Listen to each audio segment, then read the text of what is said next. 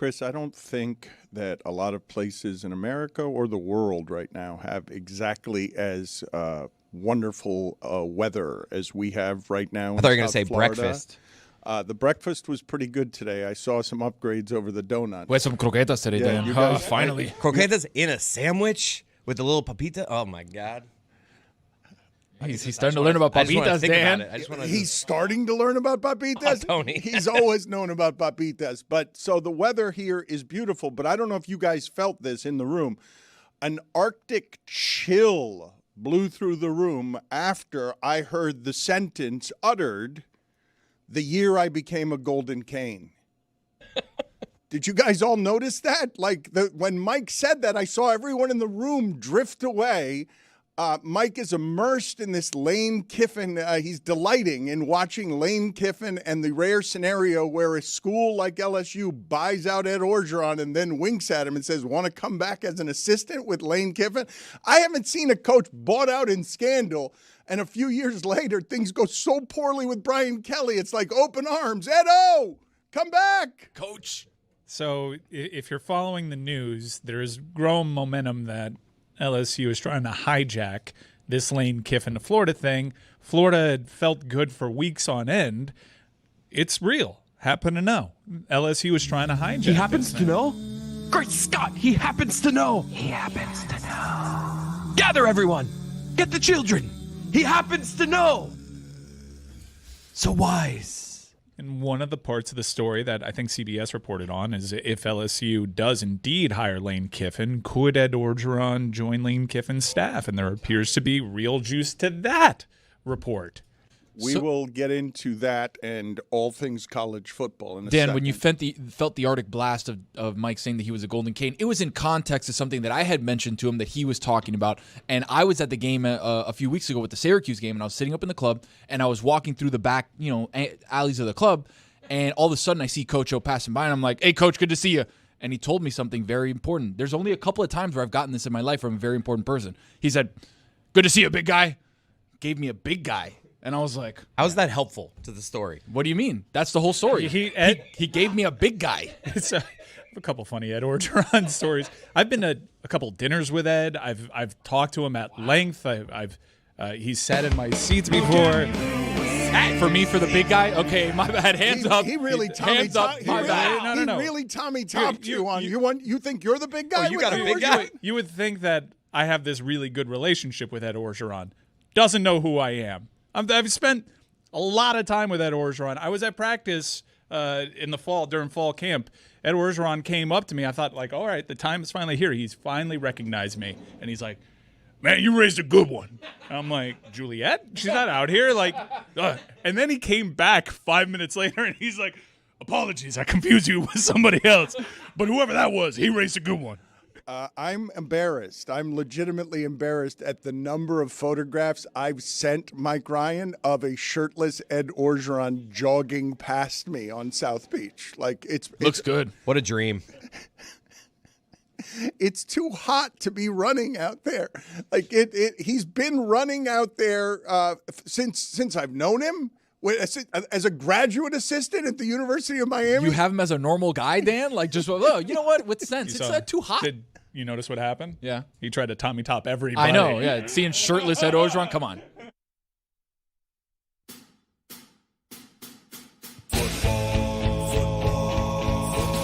Football is back, Jack. Oh my, we've waited for so long. We're so damn excited that we put it in a song. Don't need no check downs. Give me big hits and quarterbacks. Keep your fantasy team from falling off the track. Football is back, Jack. Whether on the ground or through the air. When the chips are down and you throw a prayer. When your team is primed and on the hunt. It's 4th and 10, you refuse to punt.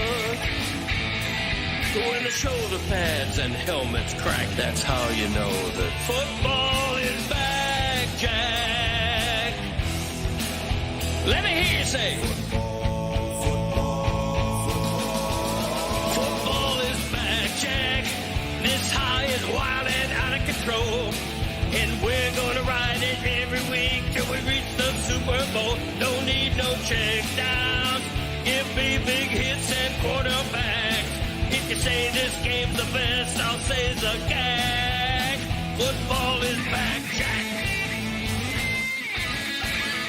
Football is back, Jack. Football is back.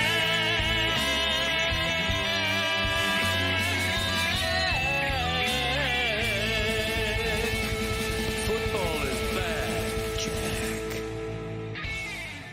Tony, do me a favor, please. In the Happen to Know file, Chris Cody exclaims from medieval times, Great Scott. And I don't know why it's Great Scott, and I want to know why it is Great Scott, if you can find that for me. He happens to know? Great Scott, he happens to know. He happens to know. Mike has embedded himself in the Lane Kiffin drama and fun. It is great fun to see someone who does not care throw the entire business into upheaval as schools in the SEC try to say, no, we're more important than that school. We should be the ones who get you. How much money do we have to give you, even though you've been disgraced a couple of different times? Everything's all polished up now.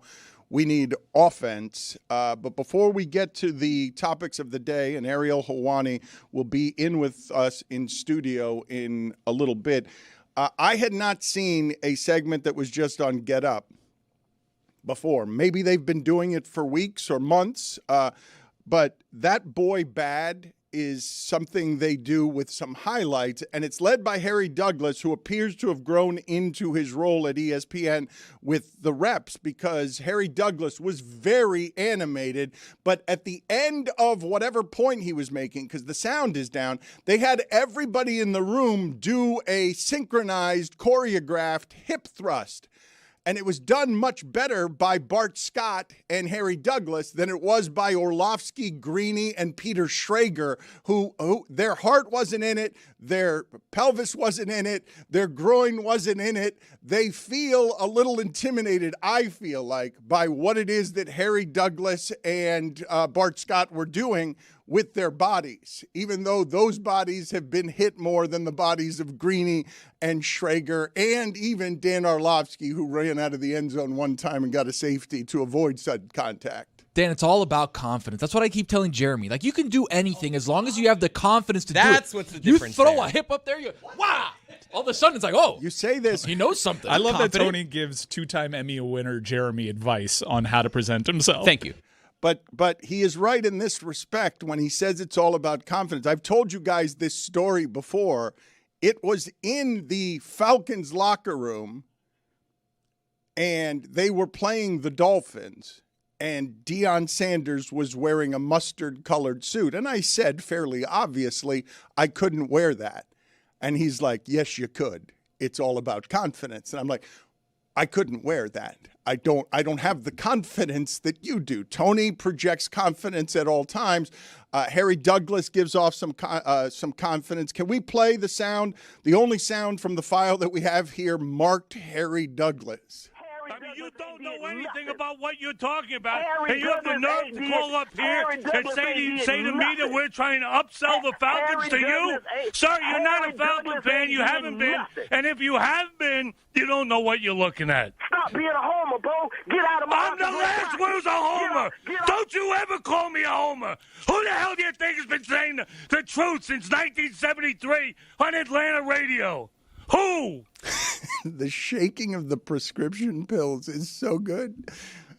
It'll be eternal. It'll be timeless. I want an explanation from the group on something, because I've restrained. Well, okay, since you asked, I'd like it from Mike, I guess.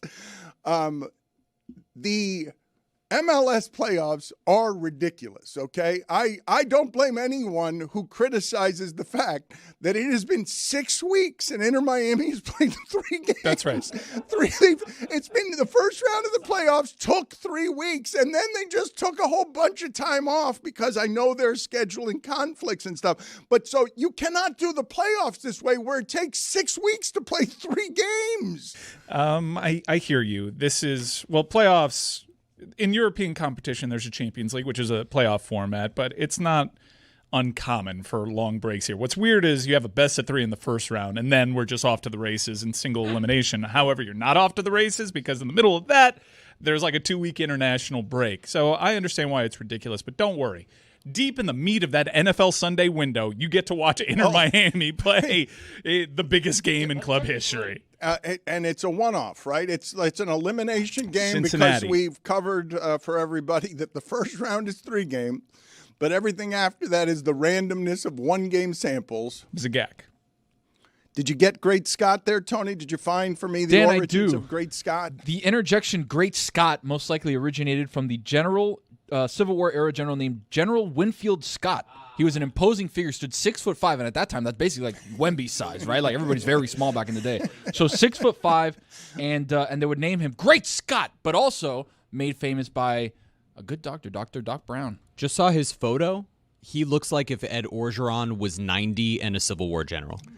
All right, put it on the poll. Back in Civil War days, was the 6'5" general basically Wemby? Huge. That general was only 33 at the time of that photo. I agree. He looks 90. Hard living.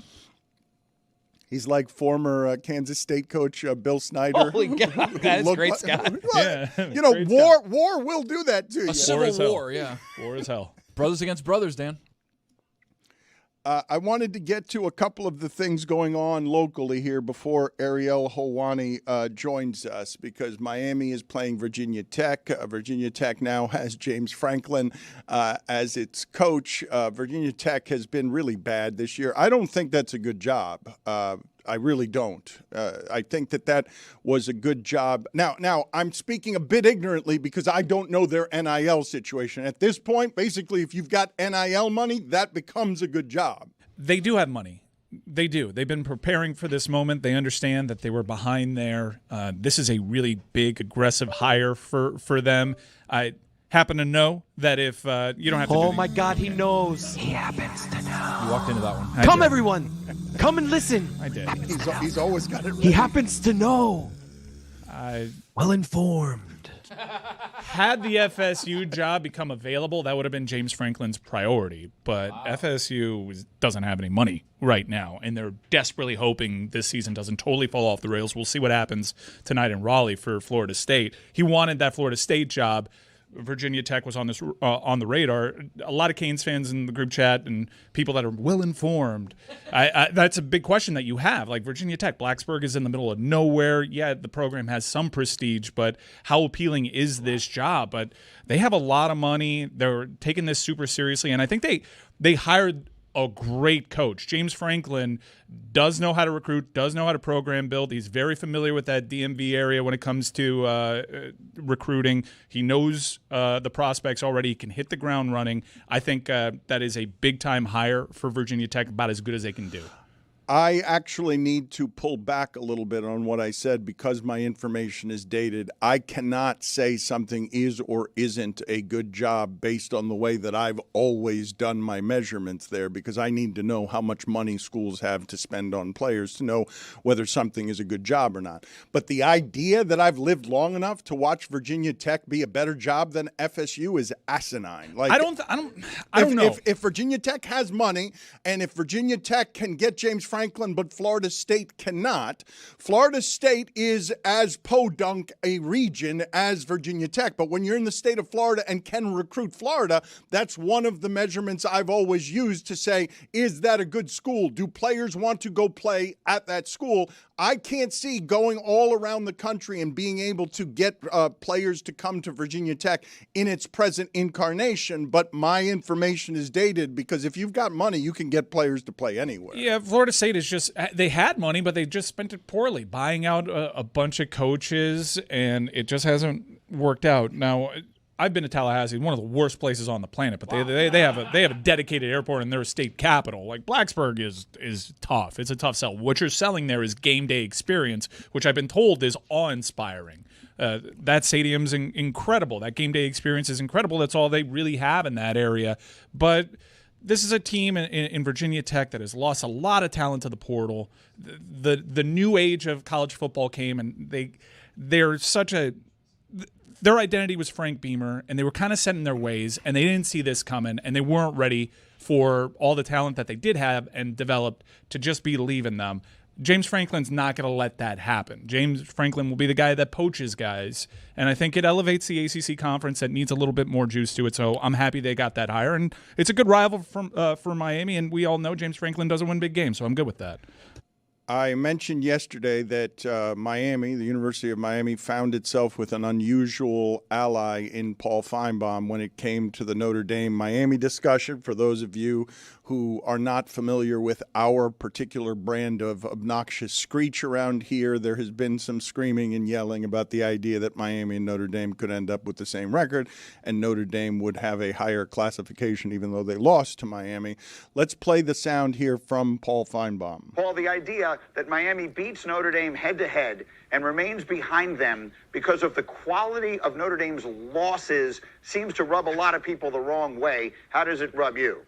It rubs me beyond the wrong way. And Greeny, I'll continue my rant about Notre Dame. I've been hearing, and you have been hearing because you lived near Notre Dame growing up, that Notre Dame, in college I should say, that Notre Dame, there's a bias. There is a bias. Let's just go ahead and admit it. And this committee, I have no earthly idea why they can't move beyond it because they're supposed to be objective. But it just seems like let's always give Notre Dame the loss. And I feel badly for Miami. They got knocked out last year. They were the last team out along with Alabama. They did some of it to themselves. But they beat Notre Dame. Shouldn't head-to-head matter in college football or in any sporting event? But apparently to this committee, it does not matter at all. It does take more confidence. No, see, one pump, huh? Just one? You did it very stiff, Orlovsky very starch, vibes. dude. You got to get there. Y tirarlo, papi. Yeah, I know. I'm sorry. How does it rub you, Paul? You saw that it rubbed him poorly. You saw that Paul Finebaum there, who as an entity, the entirety of him looks like something that would be rubbed. It rubs me beyond the wrong way. Chafing. Beyond the wrong way. So beyond the wrong way would be chafing. You're absolutely right there. Oh, wait. Yes, there is stuff happening there when you've arrived at pissing off Paul Finebaum on behalf of Miami. Do you know how wrong things have to be? How does that rub you? It's the craziest question. Come on, Greeny. That's crazy. It rubs me beyond the wrong way. So it's beyond chafing. It's No, Dan, there's nothing beyond chafing. No, but that's a good answer because you were asked the question, how does it rub you? It rubs me beyond the wrong way. How else are you supposed to answer? Well, I thought it would be sufficient for it to rub him the wrong way, but it's somewhere realms beyond being rubbed the wrong way. And Tony correctly identified when he said, well, that's a chafing rub. And what's beyond chafing? Bleeding. Oh. You chafe too much. There's nothing else there. It comes out. Well, but wait a minute. His blood runs crimson. It does not run. Green and orange. That is a strange ally to have in Paul Finebaum. I suspect that it's an uncommon kind of wrong. It's also a silly discussion to be having before we have to actually have it, which would be when the final decisions are made on that. You would think, but I don't think so. I don't think so. I think there's been noticeable media pushes from Miami, and if you watch a college football playoff show, the discussion was all about Miami. That wasn't the case 2 weeks ago when Miami wasn't right. And if Miami lost to Pittsburgh instead of SMU, they would have just kept Miami out of it, and you wouldn't have had an opportunity to fight. And I think these are impressionable bureaucrats that don't like being bullied, and you have to turn the volume up if you're representing Miami. You have to force this discourse. You have to hold their nose up to it and say, what are we doing here? I do think a little bit of it is unfair to the College Football Playoff Committee because clearly what they're doing is they're taking the AP polls and the coaches poll, and they're just like, what do we want to change about like these 2 or 3 spots, which is this ridiculous tier thing that we all learned about this week. How does it rub you? Rubs me more than the wrong way. Beyond the wrong way. But that is actually what you just described of how do they do this without computers? Well, they just grab all the information and then change a couple of the rankings. That's exactly how Greg Cody when he goes through all the magazines the before mock a season. drafts, Like yeah. he's not doing any That's what he does. he's not doing any reporting that involves calling a human being and gathering information. He's grabbing he's grabbing. It's how you would do a book got you there, report though. before ChatGPT. Like you Google something or you look at a book, you change a couple words here. Instead of there, they are. My friend did the homework. He gives it to me. I change a couple of words. Well, All right, not the same. Same general idea, just different wording.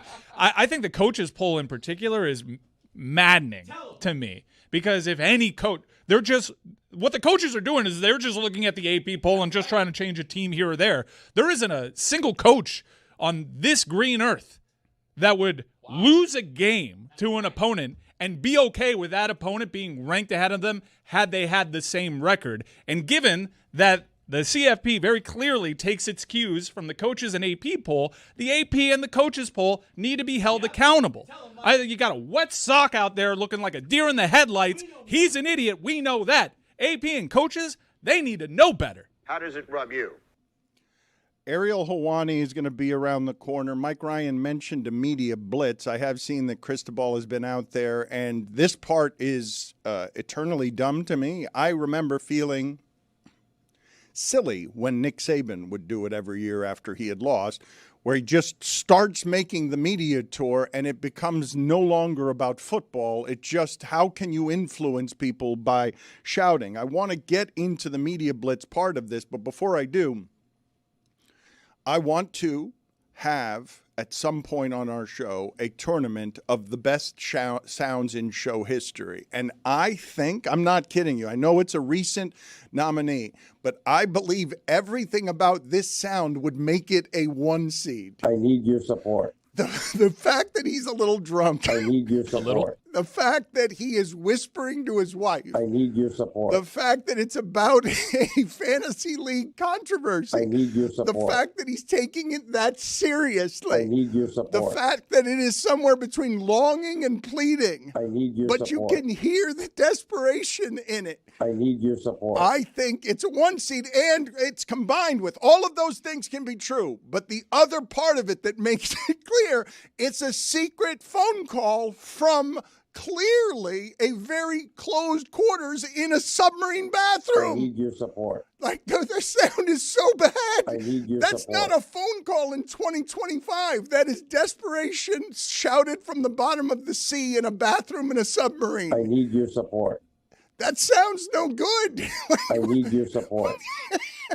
And he's 9 beers in. I need your support. Ariel Helwani has arrived. Come on in here, Ariel. He's the best going in MMA, has been for a long time. All right. Very good. He is flexing, even though he is a Bills fan, and he should be ashamed today. And we are going to talk to him about the Bills and other things. Finally, we get some ratings up in this. Finally, Helwani has arrived. Finally, we could pop a rating. Am I on? It's been too long since we've seen you. Generally, the ratings don't spike when you start it with, Am I still number one? on? Am I still number one? Am I still number one? No, on you're YouTube not channel? number one. Oh, there was some like weirdo. Jeremy Corbell. Yeah. He probably bought those.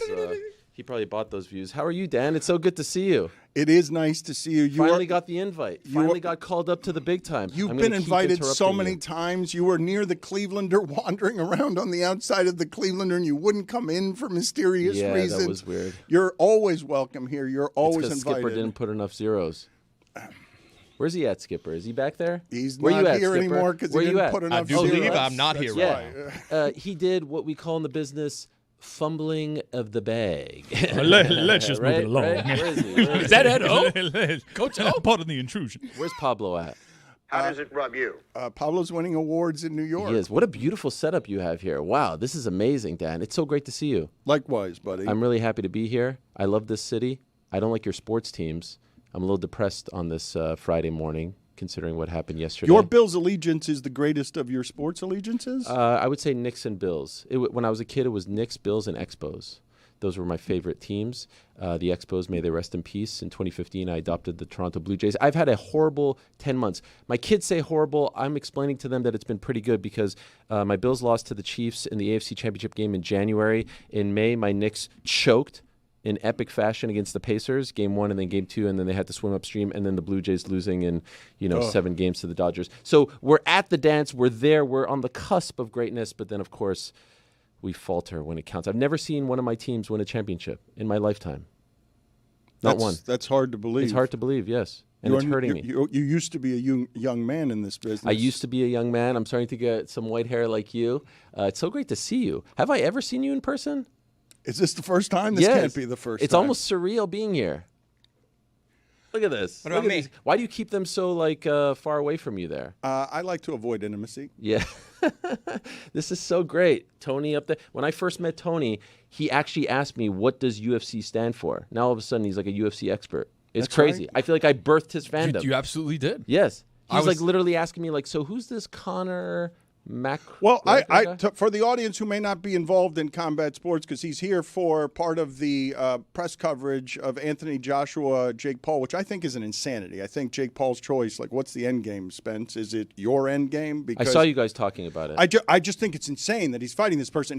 I know he fought Tyson at like 220, but he usually fights at under 200, right? in the range of 200, cruiserweight. All right, so he's a cruiserweight, and Anthony Joshua is a legitimate heavyweight, and the people he's been fighting are not. None of them are 1/10 of what this man is as a fighter. His opponent in this fight, I don't know what your opinion is on this, but I am genuinely curious, because even while I think a heavyweight has a chance in any fight, a puncher's chance, I don't think Jake Paul has anything for Anthony Do you Joshua. respect him for taking it? Yeah, you have to, because that's terrifying. Like that. Look, I understand that Jake Paul is ranked in cruiserweight, but there are weight classes for a reason, and this is a man that I thought was going to be the guy who knocked off Fury and Deontay Wilder, and a lot of people thought that. A lot of people thought he was going to be undisputed. Two-time unified heavyweight champion, Olympic gold medalist in 2012. His last fight was for the title against Daniel Dubois and got knocked out. That was his last fight. So it's not like he's washed up. It's not like he's fighting bums and all that stuff. Yeah, it's a crazy thing. I get annoyed at the people who are doing like the sanctimonious thing, that this is a stain on AJ's legacy, that this is a stain on the sport of boxing, because you often hear that from people who actually don't watch boxing, don't know anything about AJ, don't know anything about the sport, and it's like, save me the sanctimony, because as you probably know, boxing has been doing fights like this for decades. In 1976, Muhammad Ali, who was the heavyweight champion of the world, went to Japan and fought a guy named Antonio Inoki in a mixed rules pro wrestling match. In 1975, after the Rumble in the Jungle, George Foreman, after losing to Ali, went to Toronto, Maple Leaf Gardens on a Saturday afternoon and fought 5 jobbers. Like, this stuff happens. And so I don't think Wait, this is what? Yeah. He fought 5 people on the same day. A jobber. Do you know what a jobber Yes. is? It's pro wrestling terminology. I thought it was guys with jobs. No, that's like guys who are just like sort of jabroni guys. That, Tomato can guys. Tomato cans, jobbers, pro wrestling terminology. I think it's a stain. I don't think it's a stain on boxing. I think it's a stain on on the business of boxing, that Anthony Joshua could get more for this fight than he's ever gotten before, that Ngannou can go into boxing and make more money boxing than he can like in MMA, where he's a legitimate big platforms champion. like Netflix want big time fights. They want spectacles, right? And I feel like this is a spectacle.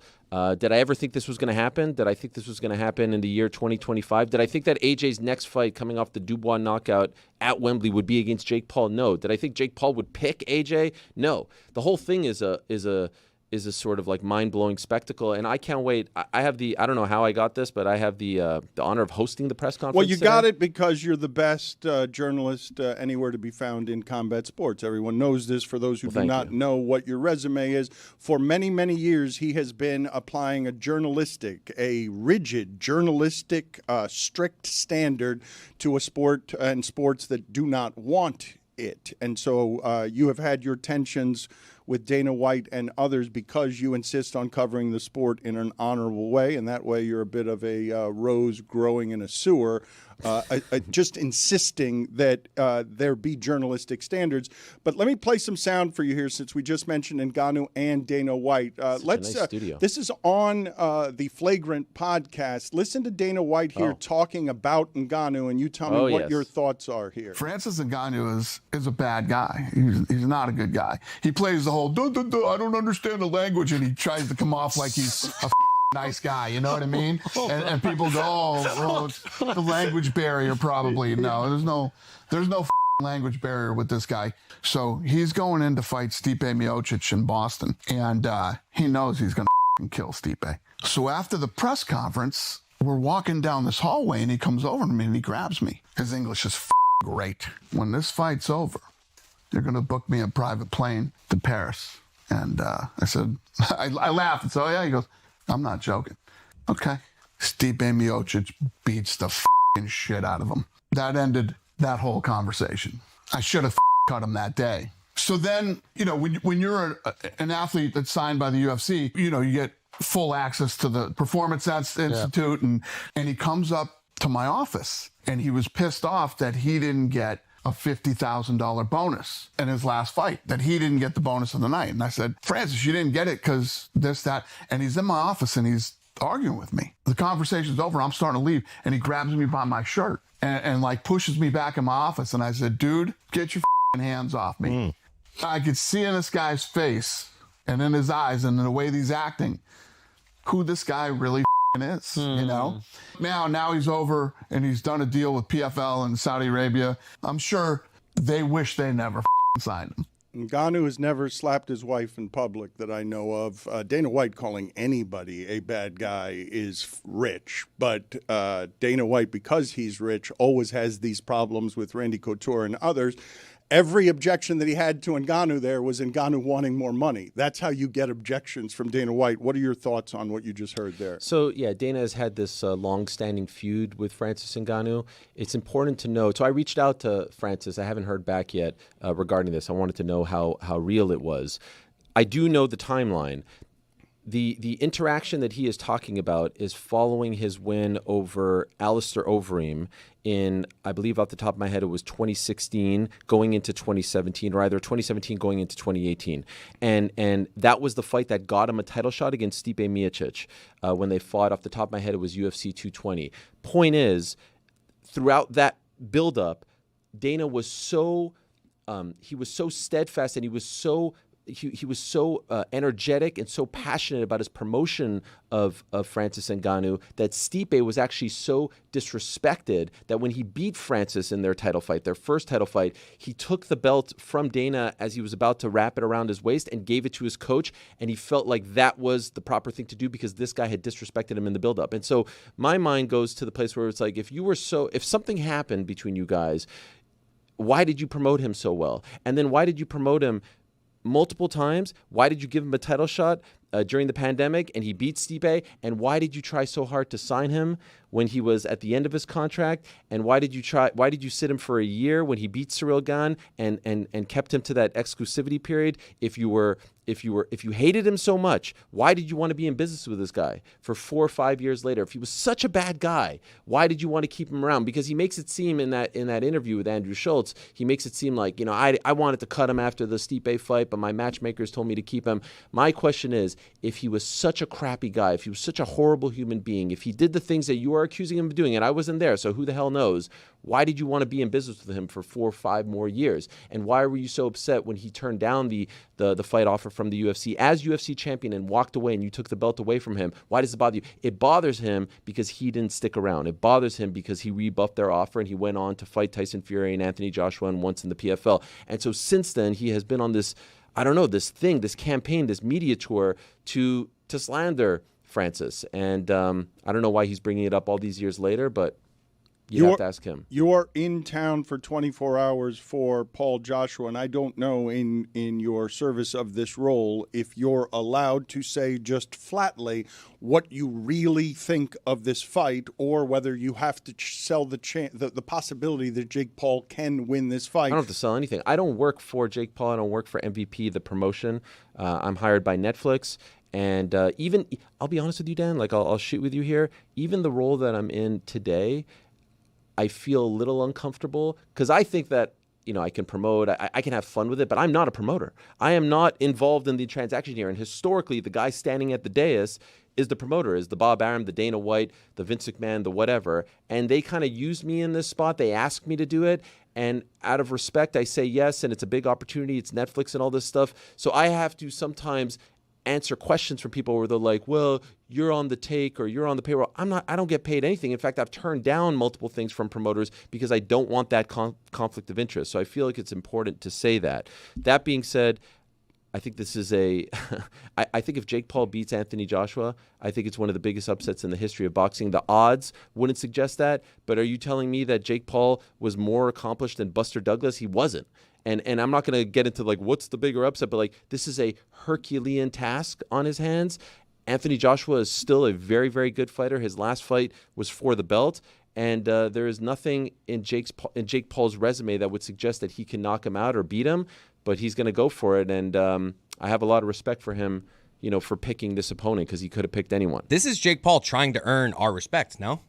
I just think the reason that I think it's crazy is because of the leap between what he's been fighting and this. Like, he has to earn your respect with this, even if he gets knocked out in the first round, because you shouldn't step in with this person. But here's the risk. There's so many risks here. The risk is if he gets knocked out in the first round, the whole thing comes crumbling down. Like the whole Jake Paul experience. There's going to be no demand to see him continue But if to he fight. gets into the fourth round and you're like, this is closer than I thought. But because he's lost before, and I don't think any yeah, of this he lost a close decision to Tommy Fury in Saudi Arabia on a Sunday night. No one even remembers it. And since then, he's got some great wins. He hasn't been like knocked the F out. And so I think that that's what everyone is dying to see. And I think that the whole thing comes crumbling down. Here's the problem. If the fight goes past the second round, Francis lost to Jake in the second. Excuse me, Francis lost to Anthony Joshua in the second round and got absolutely obliterated. Right? I mean, it was shocking. Francis had never been rocked, knocked down, or knocked out. But that was shocking to you because it wasn't shocking. It was shocking to me. The only reason it's not shocking to me is because look, Ngannou's great for a striker. He's got a good chin, and he doesn't get. He had just gone the distance with Tyson Fury and knocked him down. And so I didn't think that AJ would do that to him, but he took that task very, very seriously. And so the issues that they're facing is, if Jake somehow survives and goes the distance, everyone's going to be like, the fix was in. And if AJ somehow makes it to the seventh and can't knock him out until the seventh or eighth, everyone's going to be like, AJ held him up. And so and if Jake somehow pulls off the great upset, everyone's going to the fix is it. I feel like he's damned if he does and damned if he doesn't here. The only result that I feel like the public is going to be okay with is an Anthony Joshua demolition of Jake Paul in a round or two. And that's a tough spot to be in. And so I hope it's competitive. I hope it's close. I hope it's fun. I hope it's a war. But I honestly, in my heart of hearts, have no idea what to expect here because it's just so off the wall crazy. Hey, but that's what the money's for, right? The money, the $70 million is, thank you, Mike, is for, hey, yeah, you're going to be kind of lose-lose situation if you take him to the eighth round or if you're knocking him out in the fourth, like whatever it is, that's what the money's for. But also, this is kind of the end game for Jake Paul. There's nobody higher that he can go to and be like, who else am I going to fight? He already called out Ngannou before the AJ thing. Now it's AJ. Who's better right now to fight Jake Paul? Like, what's the next level? I mean, he had a deal with Canelo Alvarez. They were this close. Is Canelo better than AJ in the pound-for-pound rankings? Sure. Some would suggest.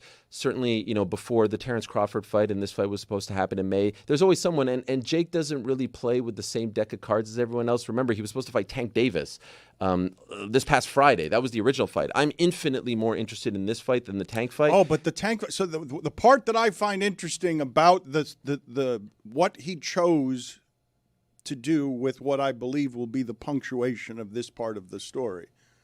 I thought he was going to lose to Tank, and Tank is 134 pounds. What's Joshua going to fight at? They haven't done the weigh-in yet. So he's going to fight at 250? They said he can't weigh above 245. Okay. The last time he weighed in that region was 2022, his rematch against Alexander Usyk.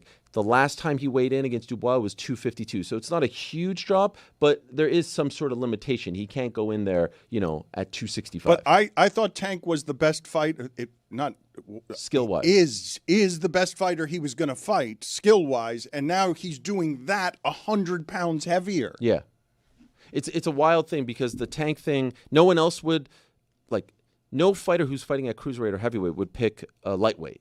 That's what Tank Davis is, a 135-pounder. And so the question going into that fight was, this guy is infinitely more talented and skilled than this guy, but this guy is that much bigger than this guy. And so does the skill outweigh the size? Here, he's now going for a guy who's around, 45 to 50 pounds bigger than him. He'll probably end up, I think, being like 25 to 30 in the end, but also that much more skilled as well. And so, some people like to bring up AJ's chin. I don't subscribe to that. He did get stopped by Andy Ruiz many, many years ago. And then there was the Dubois fight, the last one in September. But I just don't know if Jake has that pop in his hands to knock him down and knock him out. He's going to have to try to survive. And again, I feel for Jake in this one because, yes, I know he's getting paid and he doesn't need my sympathy. But even if he does survive, I know what the narrative is going to be in the aftermath. It'll be the same as the Conor fight with Floyd Mayweather. And I don't think that's fair. Floyd was carrying him around. I don't think for 8 any rounds. of that. By the way, I don't think people recognize this. You go to federal, as Dana White likes to say, federal effing prison if you work a fight. If you work a fight, you go to prison. And the UFC is involved in their own issue right now with a fighter potentially throwing a fight, Isaac Dalgarian. It is not worth it, especially on Netflix. You think Netflix wants to be involved in a worked fight like this? No. So, yeah, I think AJ's going to go out there. AJ already has a deal on the table. I know this for a fact, to fight in February. Wait a minute. He happens to know? You happen to know? He just said he happens to know for a fact. He happens to know? For a fact. Great Scott, he happens to know. For a fact. Gather everyone. Get the children. He happens to know. That's good stuff. I'm sorry. So wise. You happen to know what? For a fact. What do you know for a fact? Oh, that he has a fight in February. So he doesn't want to screw this up. He actually has 2 fights on the table for next year. Well, the big fights. fact that he would be fighting against it again in February suggests that he doesn't believe this is going to go more than a round. He would not normally fight 100%. again a couple of months later. Well, actually, he did have a fight scheduled for December, potentially in Africa. It was going to be like a tune-up fight. It was going to be like an 8-round tune-up fight against a fighter, dare I say, a jobber that you've never heard of. And now the brilliance of all this, AJ just stepped in SHIT. Am I allowed to say that? I don't know. Well, you didn't say it. You just spelled it. But yeah, you can say it. You can say it. You talking about shit? Yeah. I didn't know what the rules were around here. Anyway, he's now going to get 10X, and he's going to fight, as opposed to fighting on DAZN and in front of 6 people, God knows where, no one's tuning into that. He's fighting on Netflix, biggest platform in the world, in a massive arena here in the United States, just a second fight in the United States, and it's comparable skill potentially. You know what I mean? Jake is still a novice in this game. He still has less than 15 fights on his resume. No amateur fights. Actually, just one against a YouTuber. Point is, it's an unbelievable turn of events for Anthony Joshua. When you say, because you didn't want to do the rankings of greatest upsets, but I will say it, if Jake Paul beats this person, it will be what Buster Douglas did to Mike Tyson. This is not, Buster Douglas was a professional fighter who was ready for that fight. Yeah. Mike Tyson obviously and famously wasn't ready for that fight in a number of different ways, including having a stand-up comic in his corner as part of the training regimen. But Jake Paul taking this fight and doing all of this is among the most surprising things I've seen in boxing. I don't think somebody with these credentials has ever fought someone like Anthony Joshua. I know thrown in as meat, yes, not co-headliner. Yeah. Thrown in specifically to you lose, yes, but never as the payday. This is not an Anthony Joshua payday. This is a Jake Paul payday for Anthony Joshua. That's crazy. It's wild. He's the A side. His name is first on the poster. It's absolutely wild. And it's a spectacle, it's fun, it's entertainment, it's prize fighting. At the end of the day, that's why I get so upset, especially in the UK. I'm seeing all these pundits over there saying AJ's ruining his legacy and it's ruining the sport and this is a stain on boxing and all this nonsense. Boxing is prize fighting. And here's the one thing, if you want to bring up one thing to be upset about, say hey, from a health and safety perspective, you have to be actually concerned that this guy is going to get obliterated, Jake. And if you're team MVP, you have to have that on your conscience. Our guy can get obliterated. And that's the only concern, in my opinion. The rest is all just, sanctimonious hand-wringing. The real question is, what's going to happen in the welterweight division of the UFC? We had a massive 2-division championship with Islam Makhachev. All of a sudden, everything underneath that, Bilal, Kamaru Usman's name getting brought up, JDM, is it another rematch? Do we have Carlos Prates kind of making his way in there? Where's Shavkat Rakhmonov? We need to find him. What's going on with the welterweight division, Ariel? Could you imagine this guy, when I met him 7 years ago, was saying Conor McGregor, and now he's asking me about Shavkat Rakhmonov. I'm just proud. I'm proud. And Conor says hello. GC says hello. That's my guy. Yeah. So We have a huge fight tomorrow, as you know. By the way, Qatar. Armin versus Hooker. Who do you have there? Oh my gosh, what a big fight! You know, I like to abstain from predictions. I know you do, but I want to put you on the spot. You're on my turf now. No, well, the fighters are so sensitive; they will see this clip and be like, "No, you picked against me. I'm never coming on your show." So it's just not worth it as much as I love you. Well, you and Armin are already on bad terms. So that's No. Armin and I are good. Okay. It's the Islam crew that don't like me, and we could get into that another day. Armin and I are good. I love Armin, and I love Hooker too. Bilal doesn't like me. Get into that later. He said something weird, by the way. He did say Epstein thing. It was weird. That was wild. Ian Gary against Bilal Muhammad is a huge fight. We have Michael Morales, who did great last week. Stunner, by the way. Obviously have Islam, who is the new champion, and you have Carlos Praches. Kamaru Usman's trying to wedge himself into this discussion. It's like a 4-5 horse race, and I think at the end of all of it, Islam's going to get to choose. And quite frankly, I wouldn't be surprised if he picks Kamaru Usman because they're buddies and they're managed by the same guy. And I think that's a travesty and a joke if he gets a title shot next. So you think there's a little bit of home cooking with Absolutely. Adel.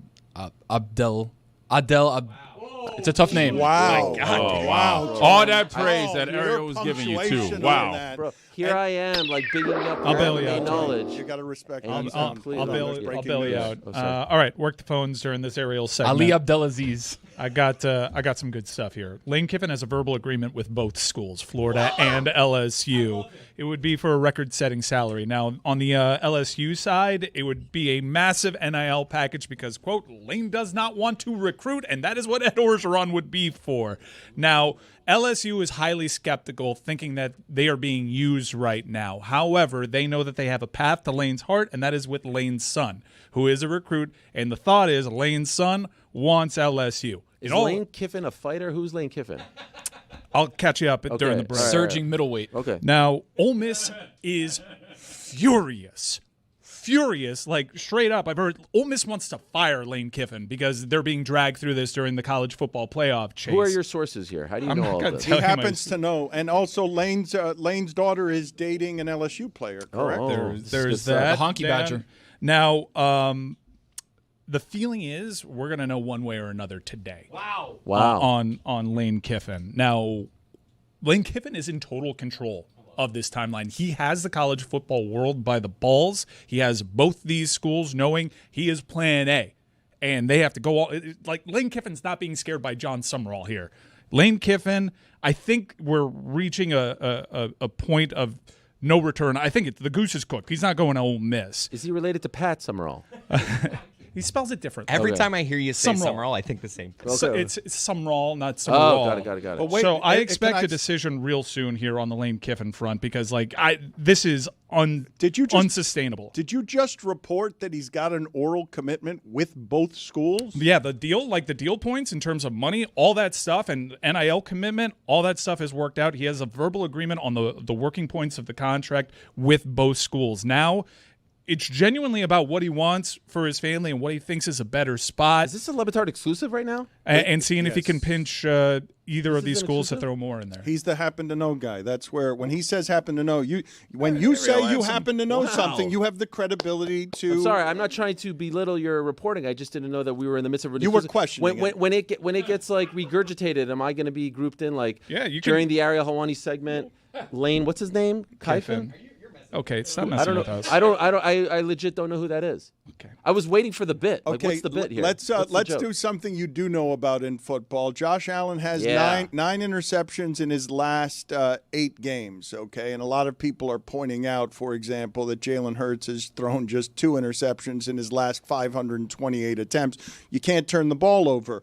Your team has so many flaws in so many places that you need your quarterback to be a little extra reckless. He won the MVP not being reckless, but they're asking him to do an awful lot. Last night he gets sacked 8 times. They have 3 turnovers, and now they've given up the division. What is the status of your Bills tiers? Because if they don't win the conference this year, when the hell are they going to win it? Okay, well, first of all, division isn't lost. Let's not get crazy. I know you guys are, in the rearview mirror, but it's not lost. It's not lost. We've had some bad moments, and I still believe in the boys. But this is how I feel on this Friday morning after that disgusting performance. That was disgusting yesterday. Like, there is no reason why they should have lost to that team. Who is Davis Mills? I don't even know who that guy is. What is going on? Good quarterback. Here? Not a good Davis quarterback. Mills. Davis Mills had never won consecutive games in 26 starts before the last ridiculous. three. I don't know if him and this Lane guy were sitting in front of me. I'd say, like, where's my Uber Eats? I have no idea who You'd you be are. weirded out by Davis Mills' neck. Here's the thing. I love the Bills. I love the team. I love the organization. But the time has come to make a change. The time has come. They should have made a change long ago. If I'm being, you're 100% firing honest. the coach. The time has come. The time has come. Why does he look less intelligent when he wears glasses? Here's the thing. We've had so many, like, I don't believe in the window being closed. Josh is still in his 20s. Remember, John Elway won when he was like 38 or something like that. So Josh has many opportunities. But you can't. I thought the time came after 13 seconds. You know what I'm talking about? I thought the time came when you lost to the Bengals at home in the playoffs. I thought the time came when you lost to the Chiefs at home in the playoffs. You've been firing McDermott for 3 years? I'm a basketball connoisseur. Are you familiar with the game of basketball? I am. And there was a time back in 2018 that the Toronto Raptors had on their hands the NBA Coach of the Year. His name was Dwayne Casey, right? And Masai Ujiri said, you keep losing to the Cleveland Cavaliers. You keep getting us to the Eastern Conference Finals and not getting us over the hump. And so what did? They made a very tough call. They fired him. The season he won Coach of the Year and brought in Nick Nurse, and of course they brought in Kawhi Leonard as well. I believe though, small detail, And LeBron left the conference. Listen, my point is That also. I believe that there are times when a coach has taken you as far as they can take you, right? The Knicks made that determination with Tibbs. I thought a little bit early, but the point is that happens in sports. And I think Sean McDermott has taken them as far as they can go with him at the helm. And it is very frustrating to see that McDermott and Bean did not do anything to improve the wide receiver core. I can't believe we didn't update it. We didn't upgrade it, I should say, at the trade deadline. The defense is putrid. Special teams is bad. The offensive line is porous at best. You have the best quarterback in the league on your hands, and you've done nothing to put pieces around him to succeed and excel. James Cook has been tremendous, but the rest has been very disappointing. And so I think we need to make a change as we go into the new era with the new stadium. They don't win at Houston. They've had trouble with that. You got to kind of win the game when Shakir goes for 100 yards and your running back goes for 100 yards. We are better than the Houston Texans, even with the bad defense and the bad wide receivers and all this stuff. We are better than these guys. We're better than the Dolphins. Yeah, but we're better than the Patriots too. But there aren't a lot of teams in the league that are winning a road game when they're getting sacked 8 times and turning the ball over disgusting. 3 times. Ariel, you lost head-to-head to the Patriots. That makes them better. No, I sorry. have to remain consistent I'm on sorry. this. I'm sorry. We'll Yes, get it them does. back. We'll get them back in December. We lost to you guys too, and that was one of the most embarrassing performances. What does it look like when you're watching that I game rep the last shield. night in front of the television? I am so sad because I feel like we are so damn close to finally realizing this. And I've been a Bills fan since 1990. I don't even want this for myself. I don't even want this so I can gloat. I want it for the good people of Western New York. Like, they are some of the greatest people that I've ever been around, the greatest experience, like, so loyal. This is all they have. Their fan base is also wildly generous, too. They're Like, beautiful people. Yeah. They deserve this happiness. They truly do. I want it for them, and I want it for Josh. And they are, man, it's heartbreaking because I feel like we are right there. But sometimes you got to make these tough calls, and you gotta shake things up. And I feel like now's the time to shake it up. Always a pleasure to see and be around Ariel Helwani. If you're not familiar with his information, it is the best in the business. Can I say one last quick thing? Yes. Very quick. I know we're short on time. I'm looking at this right here, and so I want to say I feel like this is the most appropriate time to say it. Famously, with you guys during the pandemic, I had a debate with David Sampson. And I just want to send my best to David and his family.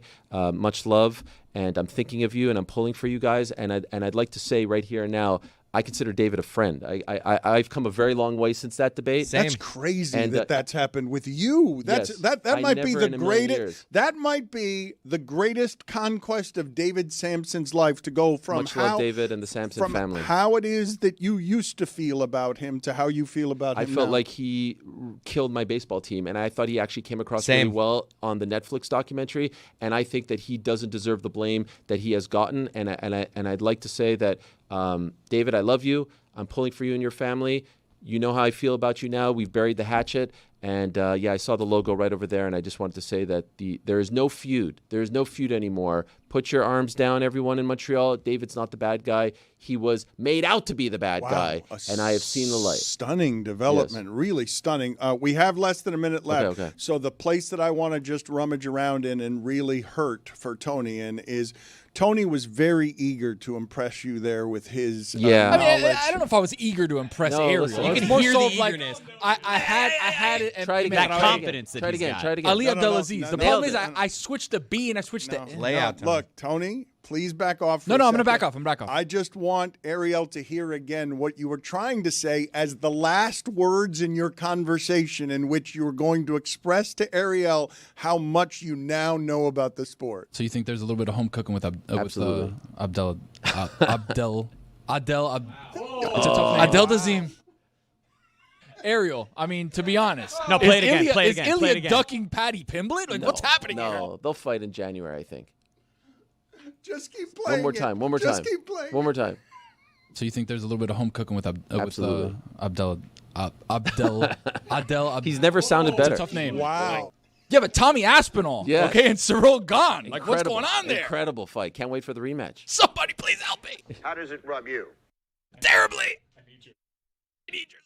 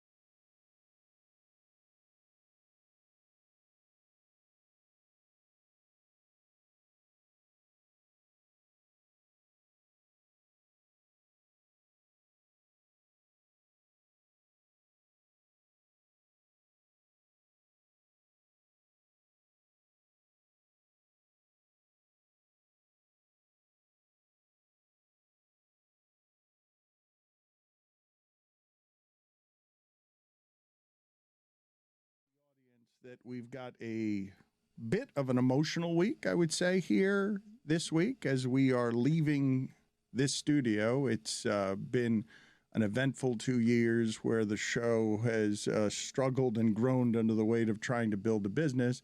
And we're going to move into new studios. Everything is moving after, I think it's close to 10 years here. And we're going to remember some of the things from the Clevelander because as expensive as the property value has gotten around here, the neighborhood has really deteriorated. There has been... so is my health. There's been a lot of But that's your fault. shootings here recently and assassinations, plural. And we need to get out of here. And next And that week... move is brought to you by Miller Lite. 96 calories and 3.2 carbs per 12 ounces. Next week is going to be a little bit difficult because we're going to be in the change, and these are not your problems, they are our problems, but we ask for yet more patience after 2 years of trying to build this thing. We're excited about getting into new studios, and we will remember the Clevelander throughout the rest of the week here because one of the great memories I have, Stugotz, it really is one of my favorites as I've gotten late in life and have learned to appreciate some of this nonsense that we get to do every day, is the weekend before we were going to go on ESPN radio and start with whatever it is we were doing with them.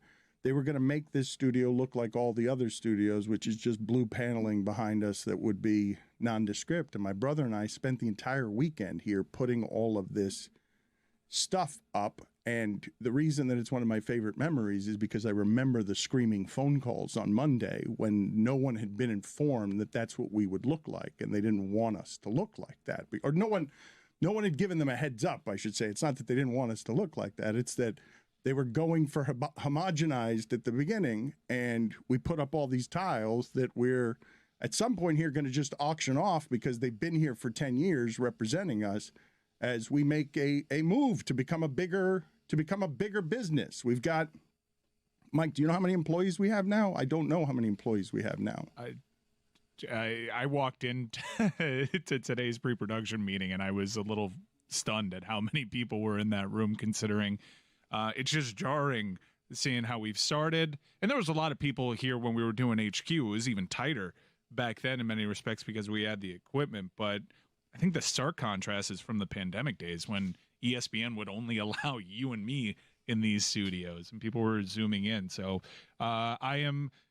maybe I'll have fonder memories when we get out of here, and I'll look back on some of the stuff that we did here and created here fondly, but I cannot wait to get out of this godforsaken building, all thanks to Miller Lite. Just 3.2 carbs per 12 ounces. Winner of 3 World Beer Cups. They don't just give those things away. You have said that this place is haunted. You have come in hot from L.A., talking way too much about sponsorships and deals. We are moving. This is a growing business, and part that you left out was the answer to my question. How many employees do we have? I don't know. A lot. Yeah, I don't know. Because there's a difference between full-time employees and part-time employees, but in terms of like people that are here, it seems like 87. It's not here, but it's not just here, but it's a lot of people. It's much, much more than what's on air as we try to get up a video. You would think the show would be a lot better. You really would. But it's only gotten worse. Well, the solution to everything is hire more people, and then all it happens is more problems. Well, is what I've noticed. Again, the deterioration of everybody's health. Yes, that's part of what's hanging over happening. this show. So do you have a top 5 nostalgic, syrupy memories instead of hauntings? Let's do some top 5 lists to celebrate our time here.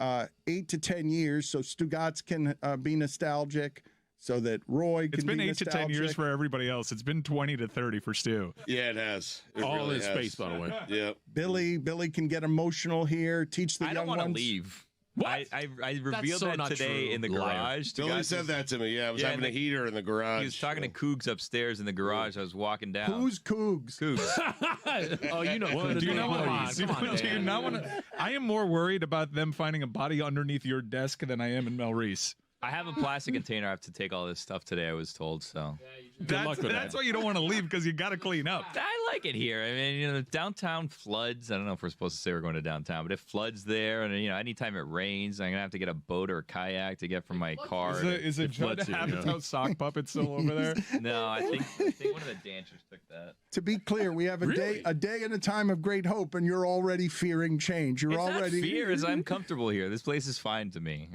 Billy's Fear is brought to you by Miller Lite. Just 3.2 carbs per 12 ounces. I'm going to see the new studio today. Maybe that'll change things. You don't want to move? You don't want to move? I mean, I don't think I get a vote on this. I think it's happening whether I want to or not. Yeah, we're a little further along. But I am excited for everybody to experience the new building. I've gone over there a couple of times, and I was honestly moved to tears the first time just because there's so much space. So much space to do this. I was, because it feels like. Were you wearing a hard hat? No. We're beyond that, but not to get too into it. And I'm sure there's plenty of time for nostalgia and stuff like that. But we've been through a lot, man. It's been hard. We've been through a couple of different companies and a bunch of different incarnations of the show. I've had really good memories here, and I've had some professional lows that I would just like to remove myself from. I feel like all those emotions every time I come into this building, which is good and bad, and I'm just really excited for a new mile marker for the company. It feels like actual growth because we're going to do this in a much nicer place, and I'm excited for that. All that space in the new building also sponsored by Miller Lite. Killing it. We will get to the top 5. Good contribution so far, Greg. Did you slur? Why did he slur this? I mean, when he starts to drink. Miller Lite, yeah. The guy's bleeding. Leave him alone. I mean, he is bleeding. Blood coming out of his wound. But Billy thinks he looks great. though. It looks like he's had work done. Thank you, Billy. I don't think Billy was being sarcastic. I wasn't. I mean, you have a nice haircut, clean shaven. Got a pep in your step today? Pep in it. Mm-hmm. We have. I should probably just tell the audience because I remember promising Stugotz, and I've lied here, and I try not to lie to the audience or anybody. Same. That I would.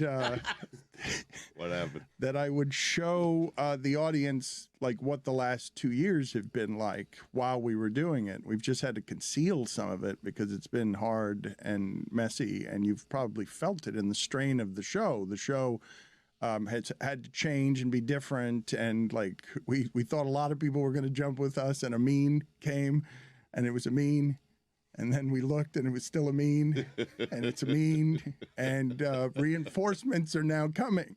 Ever so slowly. Heroic Pablo What's Torre he doing? running. By the I don't know. way? Yeah. Just help Moving slowly. Jesus Christ! Planting something. Did he get the memo of the unlimited PTO that everybody takes around here? But this, yes.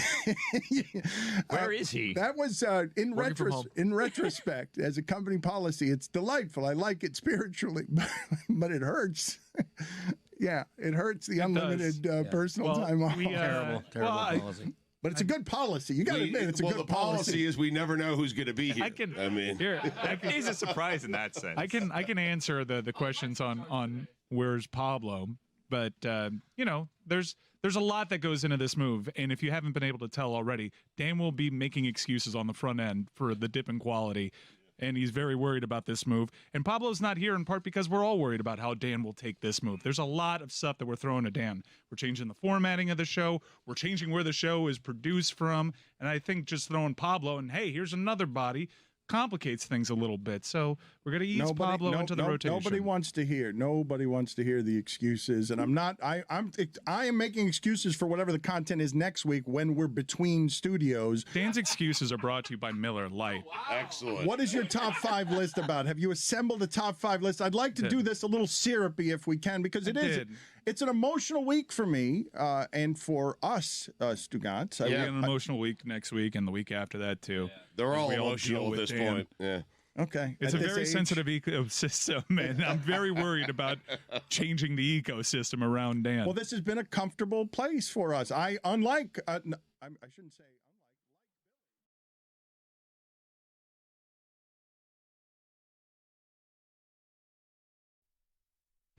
This episode of the Dan Le Batard Show is presented by DraftKings. DraftKings! The crown is yours. Tony is broken, and he has described Chris Cody as radiant because someone made a mistake. Great morning. Made a verbal mistake, made a pronunciation mistake worse than any Chris Cody has made. The worst part about it, look, this is a real cyclone of regret and embarrassment here. Jeremy also happy at Tony's misery. The cyclone of regret isn't merely that the name was botched this amazingly. The regret is also it was going to be the last words that he spoke to Ariel Helwani, a king in this business who, if he doesn't want to earn his respect or show him how much he knows, he at the very least doesn't want to embarrass himself in front of Ariel. So you think there's a little bit of home cooking with Absolutely. Adel. It's a tough name. Wow. If you would have said to me before today, who in media does Tony most want to be? Yeah. I might have said Ariel Helwani. The majesty of everything that's happening there is that Tony never did get it right. He just bailed on it, and there was never actually the satisfaction of getting the name right. So you think there's a little bit of home cooking with Absolutely. Abdel. It's a tough name. Wow. Mike Fuentes was consoling and comforting Tony, and these times they don't have comfort in them. So I just walked by Fuentes saying to Tony, it is a tough name. And it wasn't reaching Tony. Like, it wasn't helping Tony. Tony, after I heard him say to Jeremy, look up the name. No, I'm serious. Look up how it's spelled. It's tough. It's not 3 names. It is just 2 names. But they're tough 2 names. It is indisputably a tough name to say. Ali Abdelaziz. But it is especially hurtful to try and say it in front of one of your heroes, the man you most want to be like in the industry. So you think there's a little bit of home cooking with Absolutely. It's a tough name. The funny thing is Ariel answered his question. Yeah, like, the first question was a attempt. good one. He goes, yes. absolutely. Like midway through, you hear his answer. Yes, the question So was a good one. Home cooking with Absolutely. It's a tough name. Whoa! I also enjoyed that he just hit the Adele-Azine at the end there. John Travolta. Who was John Travolta trying to introduce when... Jeremy knows. Idina Menzel. Let's go ahead and find, as the alarm goes off here, the sound of John Travolta I sent the alarm off. famously trying... I set it off, Dan. Sorry, I pulled the fire alarm. I had to get out of this somehow. I think when we do this tournament of most famous sounds in the show's history, I believe that this will be a team in the tournament if we do famous sounds in the show's history, right? Please welcome the wickedly talented one and only Adele Dazeem. That's basically what I said to Ariel Helwani. It's basically what I said. Well, at the end, you did say Adele. Yeah, because I had to pull the bungee cord somehow. Adele Dazeem. I was dying in there. And that's So he was talking about how a guy in Islam's camp doesn't like him. That's his manager, Ali Abdelaziz, also managing Kamaru Usman. Absolutely. It's a tough name. Wow. Come on! I also think that, Mike Ryan, you tell me if you're reporting something there that I am unlikely to see reported anywhere else before you've reported it, which is the rare and perfectly symbolic distinction that Lane Kiffin has right now at the height of being wanted, where he makes an oral commitment to 2 schools. He's made a verbal agreement on the deal points with both schools right now. And I think one of the more interesting parts about this and one of the more sympathetic deals here with this story is Ole Miss's position. They are rightfully furious. This is a majestic season for Ole Miss. These opportunities don't come around often for this school. And from where I'm sitting right now, given the hostility that's warranted, I understand, even though I also think Lane Kiffin does deserve this opportunity too. I don't know if he's going to be coaching this Egg Bowl, Dan, and that has implications, especially if Ole Miss loses that game. You say that Mississippi has righteous anger, earned anger, and under normal circumstances, with almost any place in sports, I would agree with you. The one diluter I would offer here is you got into business of marriage with the exotic dancer. Like, this guy represents in this sport, it's business first, and business is the only thing that matters. And if career opportunity is the only thing that matters, Lane Kiffin is only at Mississippi so that this opportunity presents itself. It's the only reason he's going there. He was slumming by going there. The fact that he has achieved or overachieved beyond anyone's expectations to make him the most coveted coach going at a time it's a good time to be a coveted coach. You've done this to yourself with the marriage that you got into, and this is the business that you're in now. The business has changed since you got Lane Kiffin, and this is how it's changed.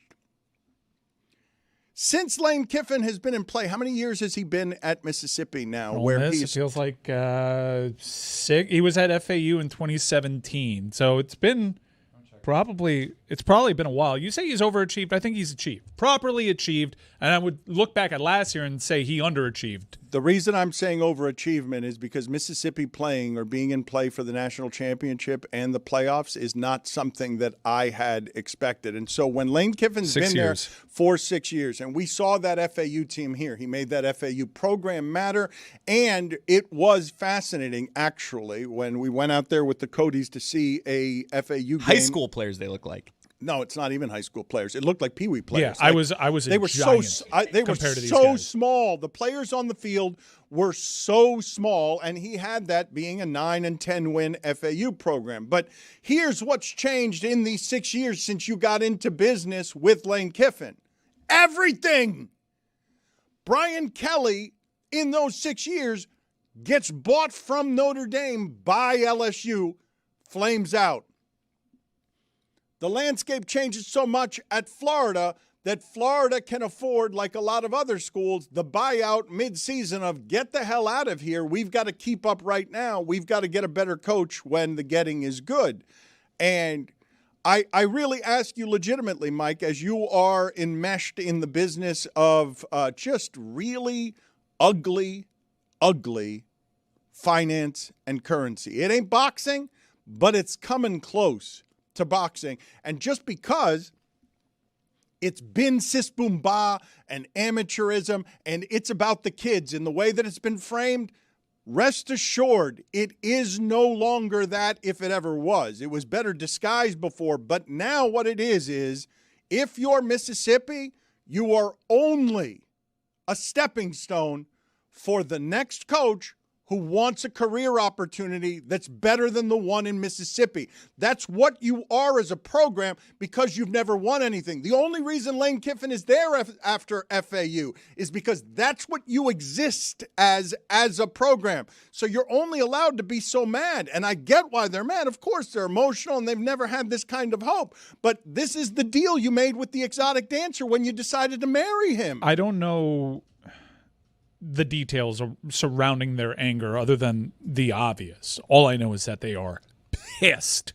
Like I heard from his source that they want to fire Lane Kiffin right now. That's how toxic it is. I think the unfortunate part about all of this is the timing.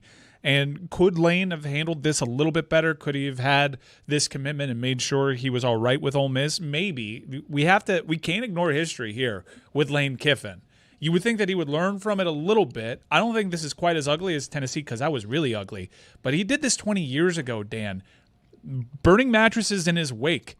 He left for a better opportunity. And Tennessee is like one of the top 10 jobs in the nation, and he left for USC. Tennessee is wondering, like, what makes that job so much better? This one's a little bit more obvious. He has an interesting decision to make. I think if he wants, like, the best job, it's LSU for what they're promising. But he's been going back and forth with Florida for quite some time. You made a correction of me when I said that he had made an oral commitment to both schools. You said that he's got, in principle, a verbal a financial setup with both schools. I have not heard that, not just about Lane Kiffin. I have not heard that ever as a report that someone has a verbal arrangement with two schools. It's the first time I've heard a report of that kind, and you've got that locked down? Or he's got a verbal agreement with both schools. This is not about money anymore. This is about what does Lane want to do here, and I think Lane understands he needs to make a decision soon because I think we've surpassed critical mass here. Florida did institute a deadline last night, and Lane Kiffin laughed at that. I think we find out today on Lane Kiffin. If he doesn't, I don't know what college football is going to look like tomorrow because you got three big programs here, and all of them are starting to get heated, and you have one of the biggest personalities in the sport. It's just it's unsustainable for this to continue going the way that it is. It's Lane's decision right now. The family aspect is not something that you can ignore. Florida would properly be pissed too because they have felt for a while now that Lane Kiffin was going to be their next coach. And I said it earlier, but let me revisit it again. LSU does have skepticism here. They do think that they're being used as a pawn a little bit, but they know that they have a path to Lane's heart, which is Lane's son. And the general thinking is Lane's son wants LSU. How does it rub you? I haven't quite seen what's in front of us before, and I'm trying to think.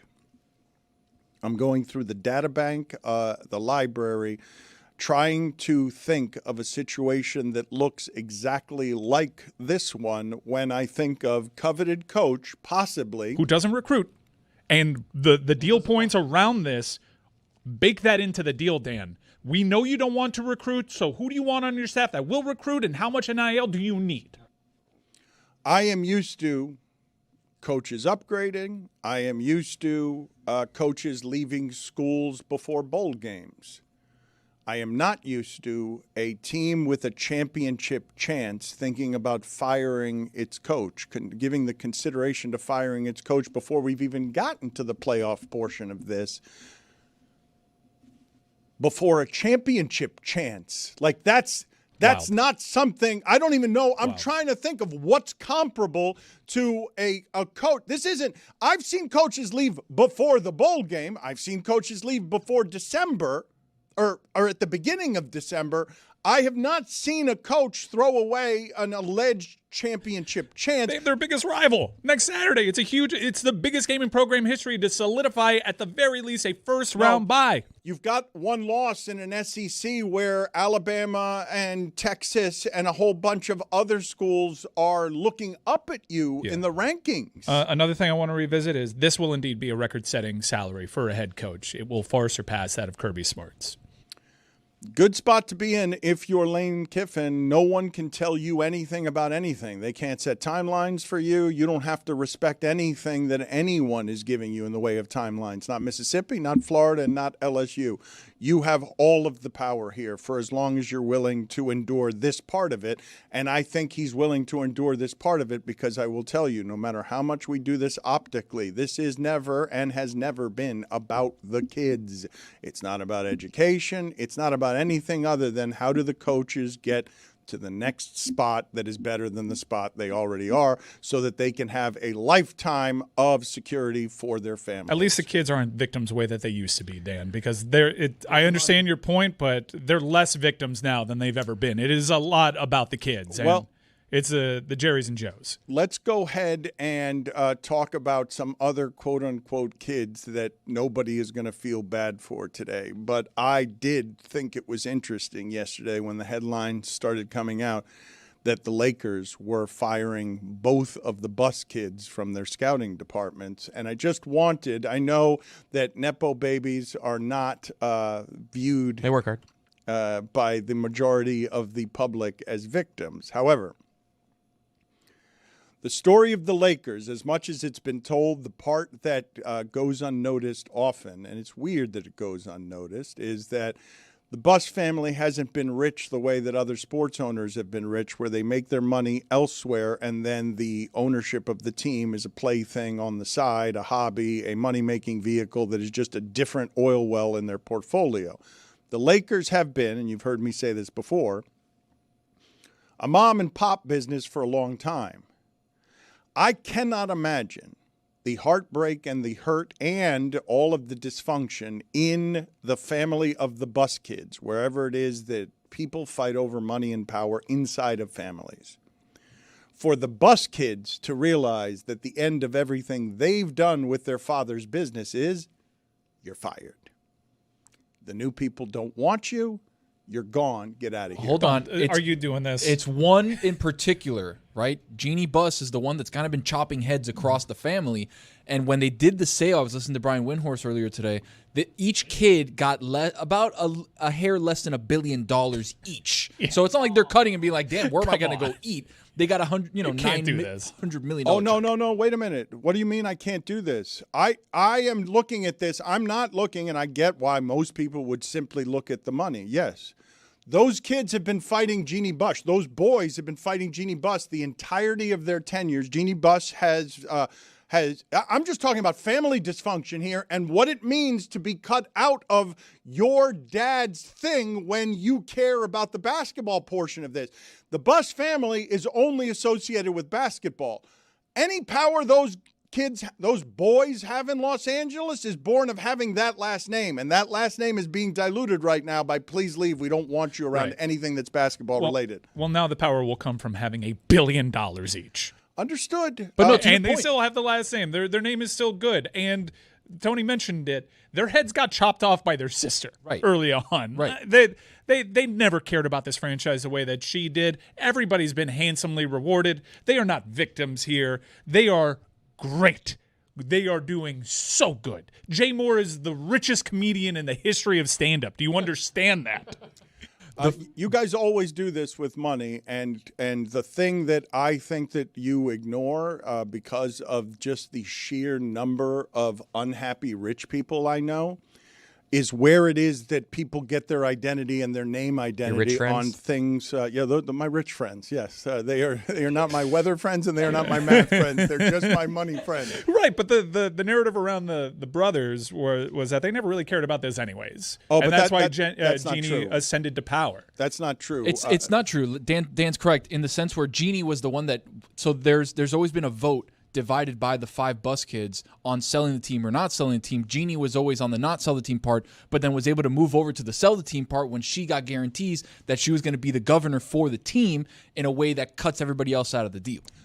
So, Mike, while I understand that the audience in general is going to side with you on this, the part that I was actually interested in examining as a dynamic, because family problems are family problems, and whether they're money or something else, the idea that Jeannie's the famous one, the idea that Jeannie's the competent one, The idea that Jeannie's the powerful one and she decides what it is gets done with the money, and that the boys who run that scouting department are, in reality and optically, her inferior, less competent, and you just casually said, they don't care about basketball, while kids who had money didn't have to be working for a living. Remember the interview that they gave? Everyone's like, who's this joke?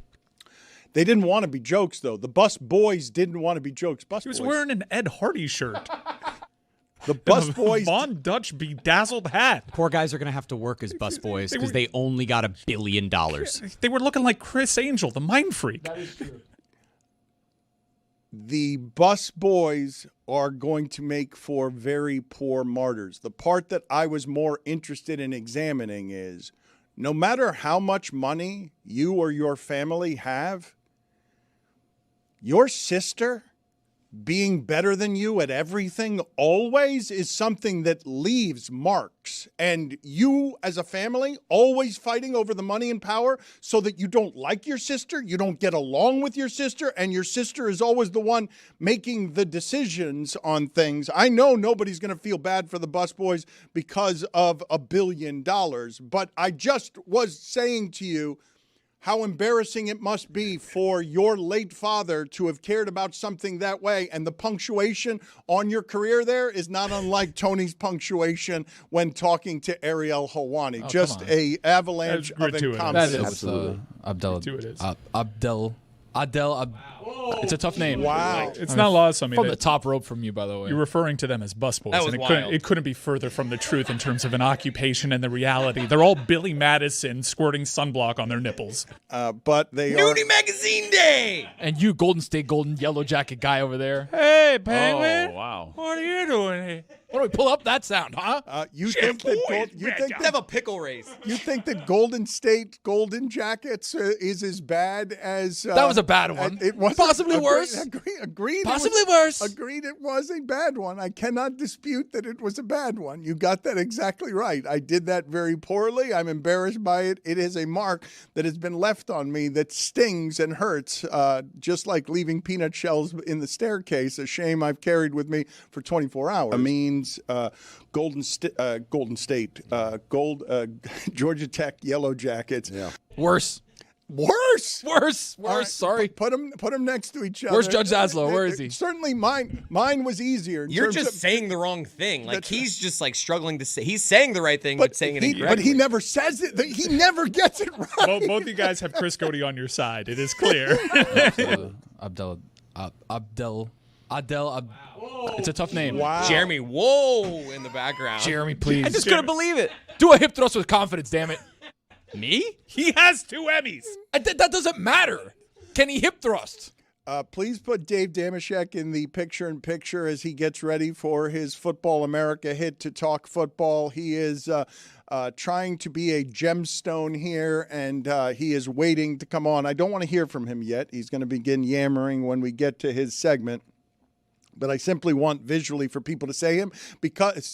Dressed as Dan Orlovsky on Get Up right now. Well, I just saw him. I just saw his mouth, and he was having a lot of trouble with his teeth. Like his teeth were moving around in his mouth in a way that suggested that his teeth were not in any way real. And so Football America has another new episode today. It goes out on Mondays and Fridays, and it is a fun show. It is a weird show. It is an entertaining show. It is an informative show, and Damashek is going to join us here to talk football in a moment, serving one of his punishments as a gemstone. So we're looking forward to that. Tony, are you doing okay? Because that one hurts. You work hard, you hustle. Yeah. In my imagination, I'm honestly having trouble imagining something more professionally nightmarish for you. Yeah. Then Ariel Helwani, the standard in your business, you were talking very fast and you were saying a lot of names that are hard to pronounce. And you did so on a slalom course of great excellence right up until you got to the last one. Absolutely. It's a tough name. Wow. Didn't feel great. In the imagination, though, if I were to give you a nightmare of, like, what can I create for you professionally and publicly that would be more more damaging than trying to say a name correctly and then never getting it right as the last words you say to Ariel Helwani in town for 24 hours before he leaves? I mean, it wasn't great. You know what I mean? Like, it wasn't great. I didn't feel the best when it came out, but I understand that he knows what I was going for. Obviously, you guys are a pack of hyenas, so it's tough to get anything past you, but like, I feel like he understood me. Was it greatly embarrassing? Yes. You're not going to answer my question. Probably just one person that's worse.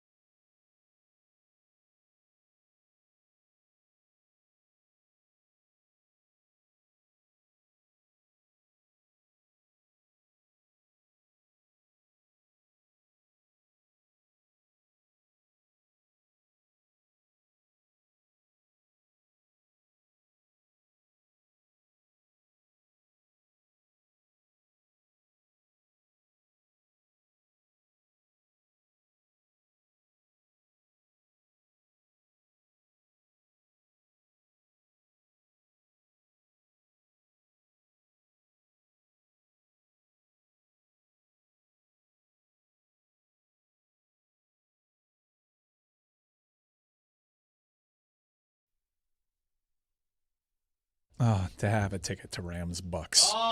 To have a ticket to Rams Bucks. I'm sure it's really in demand, but I got to do so much guessing. I'm not familiar with the area. The tickets got to be really hard to find. Why don't you take the guesswork out of buying NFL tickets with Game Time? You download the app, you create an account, and use the code DAN to get $20 off your first purchase. Terms apply. Swipe, tap, ticket, go.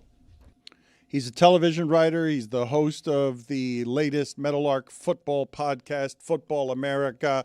And he's doing, is that Baby Billy that you are doing from the Gemstones as your grid punishment, Damashek? Cocaine! Okay, I guess so. Yes, that is what you're One doing. squirt of this, no more COVID.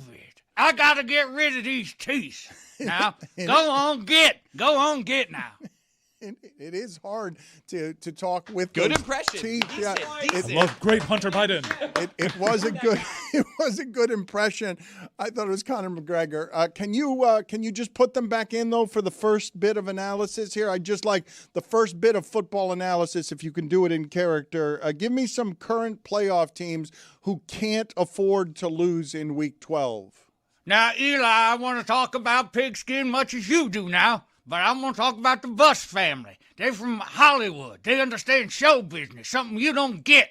Now, they don't know about that. Jerry Buss had an incompetent in his family, a hanger-on. I don't want to know what he had to deal with, but they had to get rid of them kids already. All right, let's talk about football now. I'm sorry. I tried to weigh in on something because I was drawing a connection between Baby Billy and the Buss boys. Anyhow, yes. Pro football teams. Did you think we didn't understand what you were doing there? I just couldn't understand because of the teeth. It seemed pretty clear. That's why it seemed pretty clear that you were making the connection between what we were just talking about and this segment. Eli need to get some Jesus in his life. Stop talking back to me now. Listen, yeah, I didn't know if I was articulating myself well enough for you to understand what I was trying to lay down there. Yes, let's talk about pro football, though, shall we? And there are a lot of teams, if you talk to pro football players, as you guys do, they'll tell you things ramp up. Things start getting real. Right around, now I'm kind of still doing Baby Billy there. Now, things are going to get real now, right around Thanksgiving time, right around Turkey Day. Now, turkey is something that Jessica Smetana and Mike Fuentes are too cool to eat, even though that's what you're supposed to eat on Thanksgiving. They need some Jesus in their lives. But anyway, Thanksgiving is around the time that pro football players will tell you, I don't know what they were doing for the preceding 3 months, but they say now the season really starts. And guess what? We're at Thanksgiving, and there are a lot of teams that are sitting in a playoff spot, some of them even in first place. But if they drop a game this week, they're in serious jeopardy of missing the whole tournament. Let's tick through them. The Lions are right up there. I know everybody loves them. Borderline America's team, of course. Football America's team 2025 was and is and will remain, despite what happened on Thursday night, the Buffalo Bills. But the Detroit Lions, a lovable bunch too. If you ain't paying attention, though, they're right on the cusp there. They should handle the Giants. If they don't, they're doomed. Because they wouldn't be in the playoffs if they started today. Right, and they got to handle the Giants. Like I say, double-digit favorite, which is almost damning them. 10.5, that's all they're giving to the Giants? Sheesh.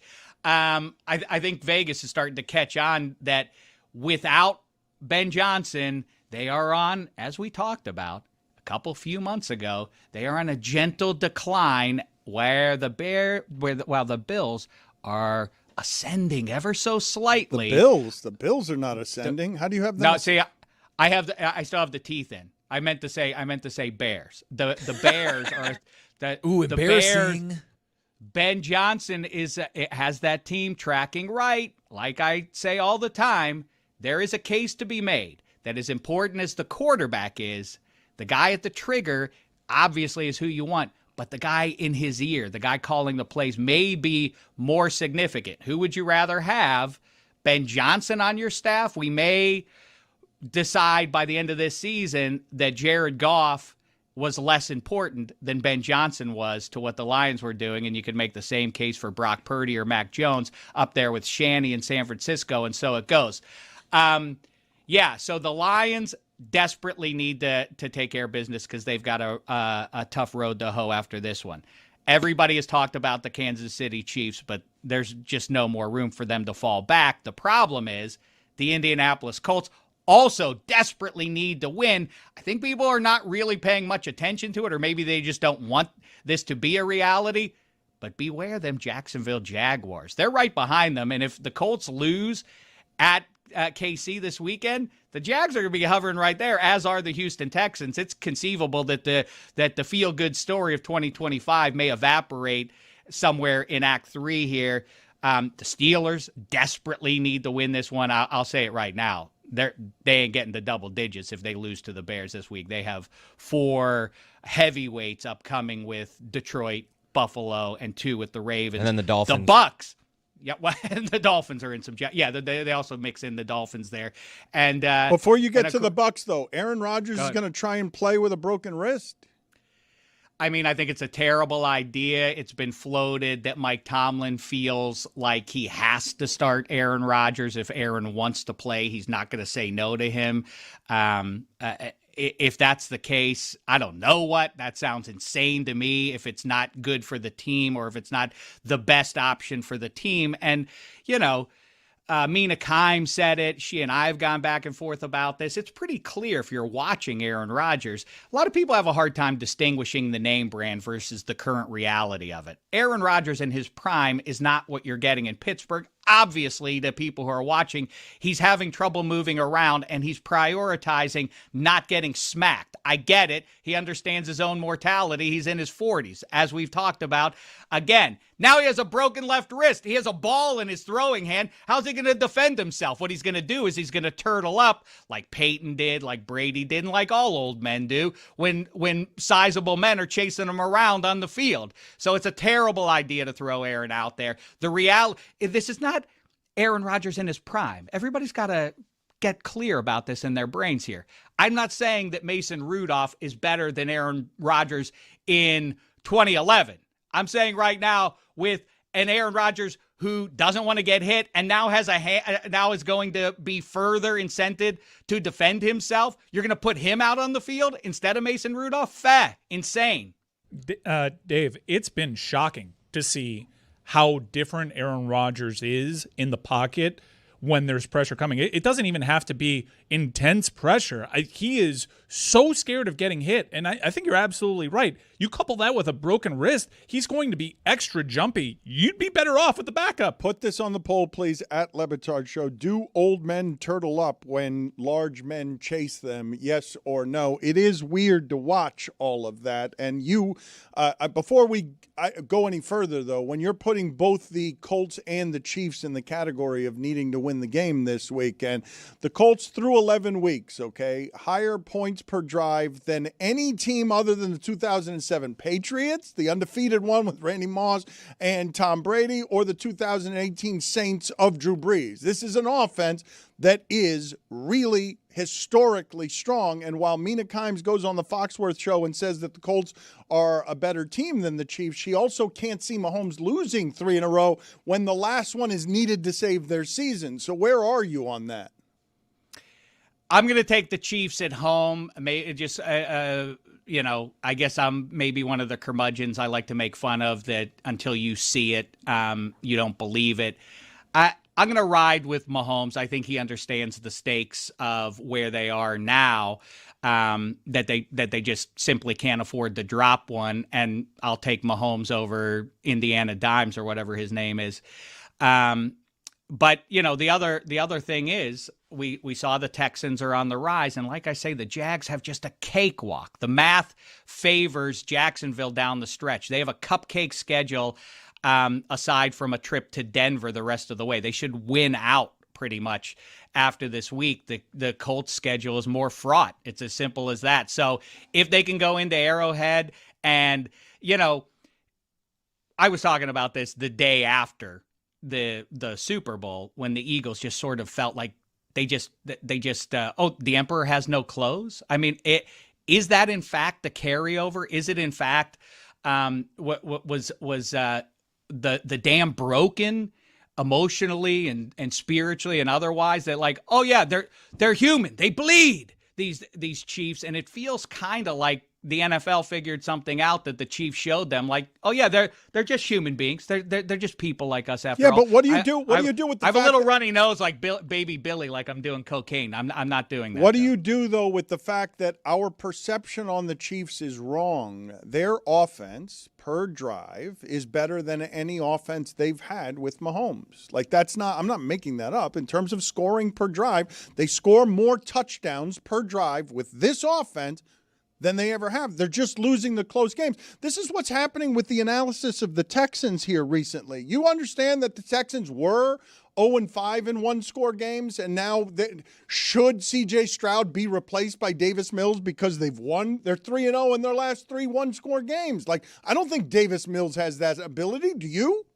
Here, this is the bottom line, and it may be unsatisfying to hear this, but this is a dream come true for Raj and his network partners. They love mediocrity. They call it parody, but that's what we're looking at here. How do you explain this result last week and then this result this week? Parity. That's how. Everybody is pretty close to even Steven here, and I don't want to live in this world. I don't think it's a good world where 15 and 8 are interchangeable. I know Megyn Kelly likes that, but I do not. Roger loves it. Hot damn. But that's the bottom line. It is hard to distinguish the top tier teams from the second tier teams. And, you assume that the quarterbacks, the superhero quarterbacks, are going to provide the difference there. And maybe we'll see that in the final third, but we're not off to a great start when you know that going into week 12 in a where a lot of teams gotta have it. It's not must win because of course Roger's not going to cancel any of the games in week 13. So we should stop using the phrase must win until it is in fact must win. But these teams gotta have it. The Chiefs are one of them. The Bills, if they wanted to get the number one seed by winning the AFC East, they had to have it last night. And Josh Allen, superhero quarterback supreme, couldn't get it done. So that may be a harbinger for teams hanging their hat on, well, we got a better quarterback than you. The quotes I saw yesterday from Sam Darnold, where he was saying that the Seahawks, that their turnovers are unacceptable. The Seahawks have 20 turnovers. It's more than any team in the sport. If they can solve that, they are the best team in the sport. Can they solve that? I think so, but you also have to be careful about this, and I don't mean this from a pure entertainment standpoint. You hear a lot about this specific to Jordan Love up in Green Bay, and last January you heard a ton of this, and I think it's sadly ironic for the aforementioned superhero level talents at quarterback in the QB league, which is, we know Lamar Jackson and Sam Darnold to a lesser degree, same draft class, obviously, but, Lamar Jackson, Josh Allen, and so on. You're the difference maker for us. You can do something on the gridiron that maybe 5 or 6 human beings have ever been able to do. Don't do that, though, because you might turn the ball over. That's an unsatisfying position that we've reached in our society, I think. We're asking these guys, I get it, you have to be safe with the ball security and all of that, but also the difference that the high-end QBs can theoretically provide, you need to try and take advantage of that instead of approaching every game scared. You know who does that a lot? Mike Tomlin does that. Yeah, but Mike Tomlin does that, but you know who else does it? Nick Sirianni. Like, what are you doing with the following information? When the Eagles win the turnover battle, they're 40-2. 40-2. If you do that over 3 seasons, you're going to win the Super Bowl every year. Because Eli, we talked about this though. Now, the Philadelphia Eagles have somehow slipped into the same status of the New England Patriots a decade or 15 years ago, which is whatever they're doing, pay no mind to it because it's not going to transfer to your team. I don't understand, beyond Howie Roseman's involvement, how the Philadelphia Eagles, with a quarterback who even his own teammates consider a little bit deficient in a lot of ways, in a lot of fundamental ways as a quarterback. They have a complainer at wide receiver in A.J. Brown and Nick Sirianni, where progressive offensive minds are everything in the here and now. Nick Sirianni has been in the Super Bowl 2 out of the last 3 years, and he won 1 of them. And both of them were against the Chiefs. Pay no mind to this. You cannot transfer whatever voodoo Howie Roseman has sprinkled onto Philadelphia. It does not. It will not relate to whatever other situation we're talking about. Now, your Rams, or should I say, Mike Ryan's Bucks playing the Rams in L.A., are one of those teams.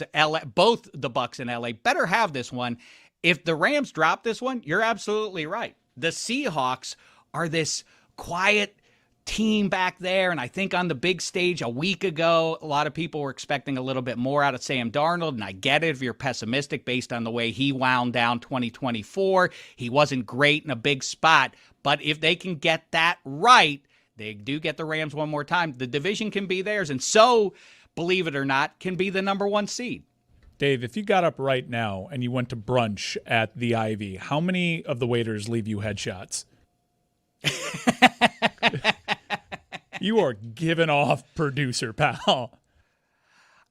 Look here now. We gotta get Baby Billy's Bible Bonkers. Gotta get you on that show. I get some Jesus in your life. Yeah, I'm not sure exactly who. Robert Evans. You're giving off Robert Evans. Yeah, you're giving off a Hollywood big shot who has fallen on hard times, and B-list actors don't want to meet anymore for lunch, even though he wants to meet them. Losing your lady always hurts, but when you lose her to the biggest star in the world, you feel small. Give me some information here before you get out of here. Football America is the podcast. I recommend it strongly if you want football nourishment combined with entertainment. What is real here? Can you guys look this up for me? Because CeeDee Lamb is saying that he and George Pickens were held out against the Raiders on the first drive because they missed curfew in Las Vegas, which is 10 p.m. But the internet is saying that CeeDee Lamb was vomiting outside of a casino the night before the game. What's accurate here in terms of what happened with Dallas sitting Pickens and CeeDee Lamb for the first drive against the Raiders, and how useless is that as a punishment, sitting guys for the first drive, which went, of course, 3 and out. They were playing 3 wide receivers, none of them their good ones. I think it's a hysterical punishment. Just one drive. I hope you guys learned your lesson. Now go score a bunch of touchdowns, or else we're going to lose this game and be out of the playoff mix. Which they did. That's exactly right. By the way, I don't know if you're paying attention, although we just talked about it 4 minutes ago, and Aaron Rodgers or Mason Rudolph. Boy, George Pickens could sure be valuable to a deficient passing game in Pittsburgh. But Omar Khan, the GM, and Mike Tomlin had to get rid of him because he was a ne'er-do-well, don't you know? He was a pain in the ass, and shame the devil if a pro football team ever had to try to manage a pain-in-the-ass diva at wide receiver. There's no history of any team ever succeeding. Well, wait a minute. The Eagles won the Super Bowl with A.J. Brown, but that's just a one-off because Randy Moss had some pretty good years with New England and the Vikings and all of that, but that's the extent of it. The Steelers they did have Antonio Brown. Mike Tomlin, such a great manager of all personalities, no matter how wild they get, but they couldn't deal with George Pickens. No, not in a year in which Omar Khan said into a microphone, "We're chasing the Super Bowl this year." Well, it leads me to believe that maybe there are 2 guys who look very similar walking around the Steelers facility, both named Omar Khan, because the Omar Khan who says that they're trying to win the Super Bowl and bringing in Darius Slay and Aaron Rodgers and all the other veterans seems to disagree with the Omar Khan who traded away George Pickens in a contract year, who George Pickens certainly understands that if I have one good year, generational wealth for my family forever. But we can't keep him around because he's a bad seed, you see. Fair. Put it on the poll at Le Batard Show. Is George Pickens a ne'er-do-well, don't you know? George Pickens had a pretty good game for having this weird suspension. Dave, you're a learned man. You know history quite well. Are you familiar with the 1992 possession suspension of Michael Irvin? Or can I tell you and the audience about it? Because Michael Irvin was late for the team charter. Troy Aikman saw him outside the plane window, and he's rushing to the plane, and Jimmy Johnson says, "Leave without him." Michael Irvin is forced to buy a one-way commercial ticket to Detroit. He is benched for the first possession of that game until Norv Turner gets in Jimmy Johnson's headsets and said, "Coach, you're killing us. We suck. Harper is doing nothing out there." Michael Irvin pops off for 114 and a tutty. Let me name drop for you real quick, Michael Irvin. One day I was, we were... Look at me,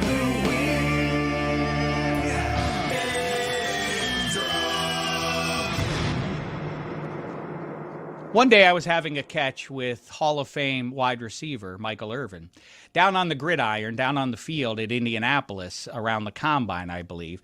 And I threw him a pass in the corner of the end zone, and he caught it, and he turned around to the empty stands, and he took his iconic pose like this, not unlike Baby Billy is fond of doing in front of an audience. And I said to him, "Man, that feeling must be something indescribable to be cheered on that level by 70,000 people for something that you've just done. And he said, man, you know me, I've had a lot of fun in my life. There's nothing like that. And maybe that is the transition that George Pickens and everybody else sort of makes, that you have to play on the fact that, yes, you can go and have your fun in Vegas and throw up if that's fun for you, but the one irreplaceable thing is performing under the lights like that. And I think that when you talk about maturity or lack thereof early on in a career, guys start to get that there is no replacement for the shine you get on Sundays, no matter what else you're doing in Vegas or otherwise. And understanding that is everything. A quick answer on CeeDee Lamb and the Cowboys curfew. He says, I know how to hold my liquor. So it sounds like it wasn't him throwing up because he knows how to hold his liquor, so maybe it was somebody else. All right, thank you for the update. Damashek is at the helm, the skipper of Football America. It is something you should be listening to if you care about football. On the way out, who is the better producer on Football America? Is it Mike or Gino Fuentes? Well, I'm going with Gino because he's a man of tradition. Mike Fuentes wants to eat carnitas on Thanksgiving. What are we doing? Are we getting rid of Christmas trees now, too? Oh, I like Christmas, but the tree clouds up my house. Get rid of it. Fair. Man, that had an undercurrent of racism in it, hitting him with the what are you doing? Hitting him with the carnitas. Racism? Yes, What does it racist? The carnitas were unnecessary. I think That's a part of. That's what he wants. That was a funny line. That's what he wants. That's what he wants. You're the racist. I didn't make that up. What do you? Come on now. Wait, what are you talking about? Go on, get now. There somewhere. Minor penalty, 2 minutes. Accidental racism. Outrageous. From That's Dan. not for me. Dan. That's for him. 5-minute major, not listening to that episode. See you later, Damashek. Go on, get now. I once had bland carnitas at Will Kane's house. Put it on the poll. Shocking. At Le Batard Show. He's a good man. Are you surprised that A patriot. the carnitas are bland at Will Kane's house? At Le Batard Show is the place that you reach us. I'm sorry, Baby Billy, you're out of here. Matthew Berry will be here shortly. I think we're going to yell at him some about the performances of Justin Herbert and Ashton Genty. He might be last hiding because he weekend. hasn't shown up yet this week. Yeah, we will find him in moments. But before we do that, I just want to check in at the end of our week here with Calgary goalie Devin Cooley, because he was asked, and I think this is the good perspective to have. We talk about do-or-die games. We talk about must-win games. Goalie seems like a hard job. I think they're crazy because it's a hard job. I think all of them are crazy. Put it on the poll at Le Batard Show. Are all hockey goalies crazy? But I love Devin Cooley's attitude when it comes to how do you stay calm back there when everyone's pelting your face with 105-mile-an-hour slap shots? You really have to ground yourself. So I just I think I've said this before, but I just go nothing matters, nobody cares, we're all gonna die, and I just say that over and over and over again, so that way I don't get too excited, because as soon as I start getting too excited, I'm like, oh, this could be it, this could be the win, we're playing really well. I'll start doing stupid stuff, and then I'll give up dumb goals because I'm being stupid. And so if I just keep repeating those words over and over again, it just grounds me, and I can just really just stay in the moment and not get too excited. Nothing matters. We're all going to die. Can confirm. He said that before. Can you get for me the We're All Gonna Die song? Because he makes it feel happier and less pressurized than it actually is. But it works as a mantra if you're nervous and you just want to do something that feels like transcendental meditation, where you just get a key phrase or mantra to repeat over and over again. Die. We're all gonna die. We're all gonna die. We're all gonna die. There's a hurricane in my earthquake, and we're all wondering why. Let's turn on the news and find out how we're gonna die. The Texans' defense is allowing fewer points than the Legion of Boom defense was allowing. The standard in our lifetime is the Ravens' defense of Ray Lewis that didn't require any scoring from their offense and won the Super Bowl with Trent Dilfer. But this Texans defense sacking Josh Allen 8 times is an insanity. You can't sack that guy 8 times. That guy will move away and move around sacks even if nobody's blocking for him. To see the Bills grounded that way yesterday, 8 sacks and 3 turnovers is the reason they lost that game. Per OptaStats, the Texans are the first team to have 2 players with 2+ sacks against the reigning MVP and another with 2+ interceptions against him in the same game for Will Anderson, Danielle Hunter, and Kalen Bullock. And then Josh Allen is also the first quarterback to account for 6 TDs, passing or scoring, in one start, and then account for 0 in his next since Tommy Kramer in 1986. Crazy. A lot of you may think I'm a Miami Hurricane homer right now. Rest assured, in the mid-teens, it was way worse. I went into that Alabama game thinking Miami had a chance. I go to the Mercedes-Benz Stadium field, and I see De'Aaron King warming up, and I'm like, all right, season of expectation. Here we go. And I see Will Anderson stretching out in front of him, and I knew I was a fucking moron. The things that Nick Saban did at Alabama will be hard for anybody else to recreate, even as Georgia tries, even as Clemson has tried. What they did there in dominating the sport and how he got out at exactly the right time as everything became just exactly the right time, as everything around him became more and more just and equitable. It was an insanity to watch. I'm not totally sure that we appreciated it quite enough. The funniest thing, Manny Diaz was telling people before that game, every empire must fall.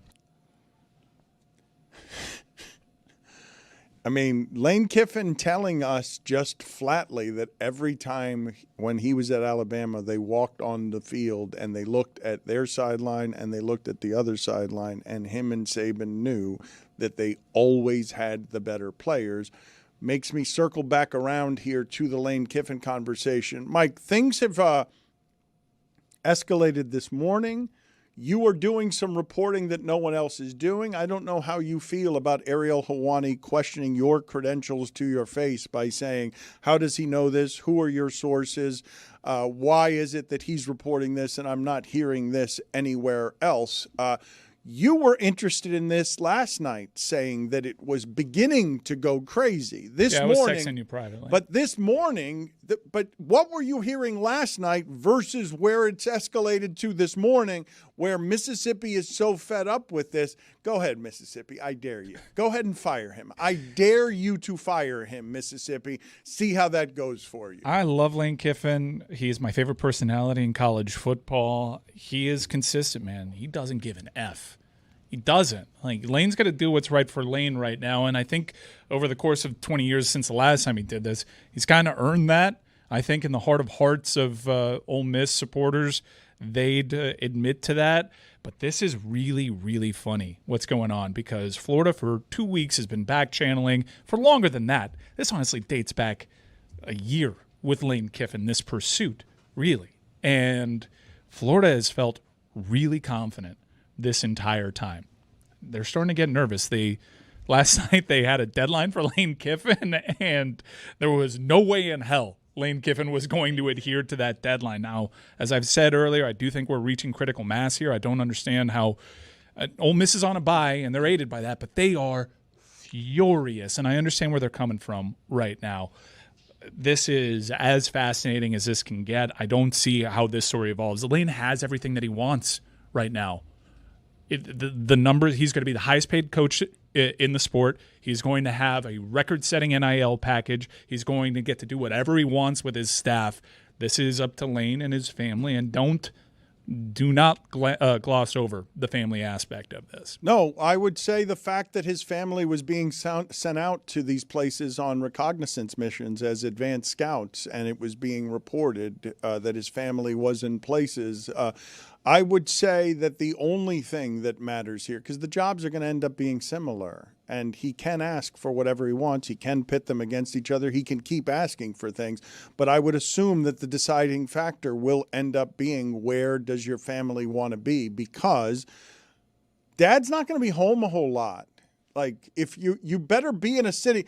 Dad took this job and took everyone to Mississippi, a place that the family doesn't want to be, because we've been all about Dad for a really long time. Now the family gets to cash in on whatever it wants, because the jobs are going to end up being very similar, and they're going to be a bounty of riches unlike anything that Lane Kiffin has ever had available to him before. You mentioned the daughter dating the star linebacker over there. I mentioned Lane's son is favoring LSU, and that's what's complicated this whole thing. From a family standpoint, that might be the better play. We know Lane Kiffin loves Florida ever since he left Boca. He's been trying to get back. He was on our show like the water's brown over here. We knew this day would come. I didn't think it would come at the point where some of the greatest jobs are all open simultaneously. I know he's been going down this road with Florida for such a long time, and this felt like it was a near certainty. But that LSU job, Dan, I think is better, and not by a little. And if Lane wants to get to where he wants to get to, which is also not recruiting a hell of a lot, that's a huge part of this, and both schools will acknowledge that. I think LSU is a play here, and then it would be fascinating to see what happens with Florida if they get spurned here, because there's some crazy names there that I'm not ready to report, but Florida will be desperate. I'm willing to say not absolutely, but pretty close to absolutely, that if Lane picks LSU, it's because of his family, and if he picks the state of Florida, it's because of himself. And so he will have to make a decision on what it is that his kids want versus what it is that he wants, because he can have success in either place. Circling back around, though, to what it is that happened last night in football. Here are the numbers of the Texans defense versus Josh Allen. 2 interceptions, 1 fumble forced and recovered, so that's 3 total takeaways. 8 sacks for 70 yards. That's the most for any QB since Zach Wilson in 2021. Zach Wilson incompetent. Zach Wilson famously incompetent, running around, holding the ball too long. So 8 sacks for 70 yards. That's the most by any quarterback. That's a guy that doesn't get sacked like that because he's so athletic.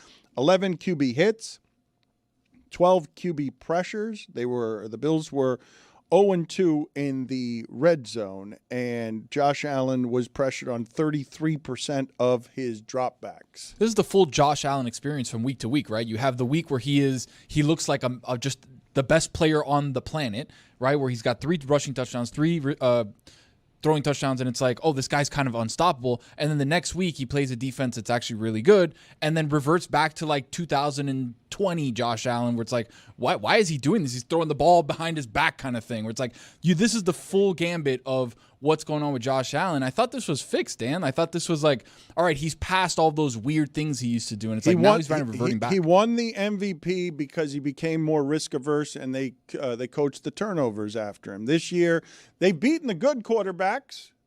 The Bills have beaten Mahomes. They've beaten Lamar Jackson. But who have they lost to? That's they've lost to Penix. They've lost to Davis Mills. They've lost to Tua. That's weird. They've beaten the good quarterbacks. Slightly hurt that you didn't include Baker in the good quarterbacks. Well, I was getting there. Yeah, he was the third of the good quarterbacks. The thing that's happening, though, and this one's funny to me, man. He's got more interceptions, Josh Allen does, in the last 6 quarters than Jalen Hurts has in 10 games. But that's aggressiveness, right? That's you trying to go out there and make something happen out of nothing, where Jalen Hurts kind of has an idea of where he's going to go. He's going to throw to A.J. Brown a couple times, and that's kind of it, because their offenses run differently. It's a funny thing to happen, though, where A.J. Brown with the Eagles is so frustrated that he's scoffing at questions. So they ask A.J. Brown, they're like, are you a lesser player? And his response is, I guess Saquon's a lesser player too, right? Like, that team is frustrated because they'd rather be playing like Josh Allen's team. If I gave A.J. Brown the option, hey, would you like to go 40-2 in the games where you beat teams because you have fewer turnovers than them? Or do you want to be 10 catches for 140 yards and you'll take 7 losses in there because whatever? Yeah. It's a funny tension to have. They didn't evidently coach the risk out of Josh Allen. What they did was surround him with players who made all of it a little more stable so he can trust the offense and not feel constipated about how it is that he was playing football. But when Dalton Kincaid's out, your running back situation was good all year, but in these recent games that you've lost, you're not getting what you need from Cook. Like, I was confused by what happened with Cook against the Dolphins, and the last time they lost, it was the same thing where they're not getting anything from Cook. But last night, they ran the ball. Last night, Shakir wasn't one catch for 9 yards. They were throwing the ball to Shakir. So last night, you got beat because your quarterback got sacked 8 times because Shakir fumbled and because your quarterback threw 2 interceptions. But also, you're throwing to Khalil Shakir, right? Like that's your first round pick. Keon Coleman is the second time for a healthy scratch, and you got a guy named Shavers out there running routes. It's like, who the hell is this guy? Well, he caught the first touchdown. Yeah, but he sucks. Watch that guy all year. I know he caught that touchdown. He sucks. No, that's true. He makes good punts. Okay, wait a minute. He sucks. His name is Shavers. Damn, where'd this guy come from? Look, you say he sucks, but I saw Gabe Davis suck. The ghost. He sucks. That's no. my ghost. Coleman The ghost of Gabe. sucks. I know. Shakir's good. Shakir's Everyone good. else That's sucks. national champion Gabe Davis, Dan. Everyone sucks. Put some respect on his name. His name is Shavers.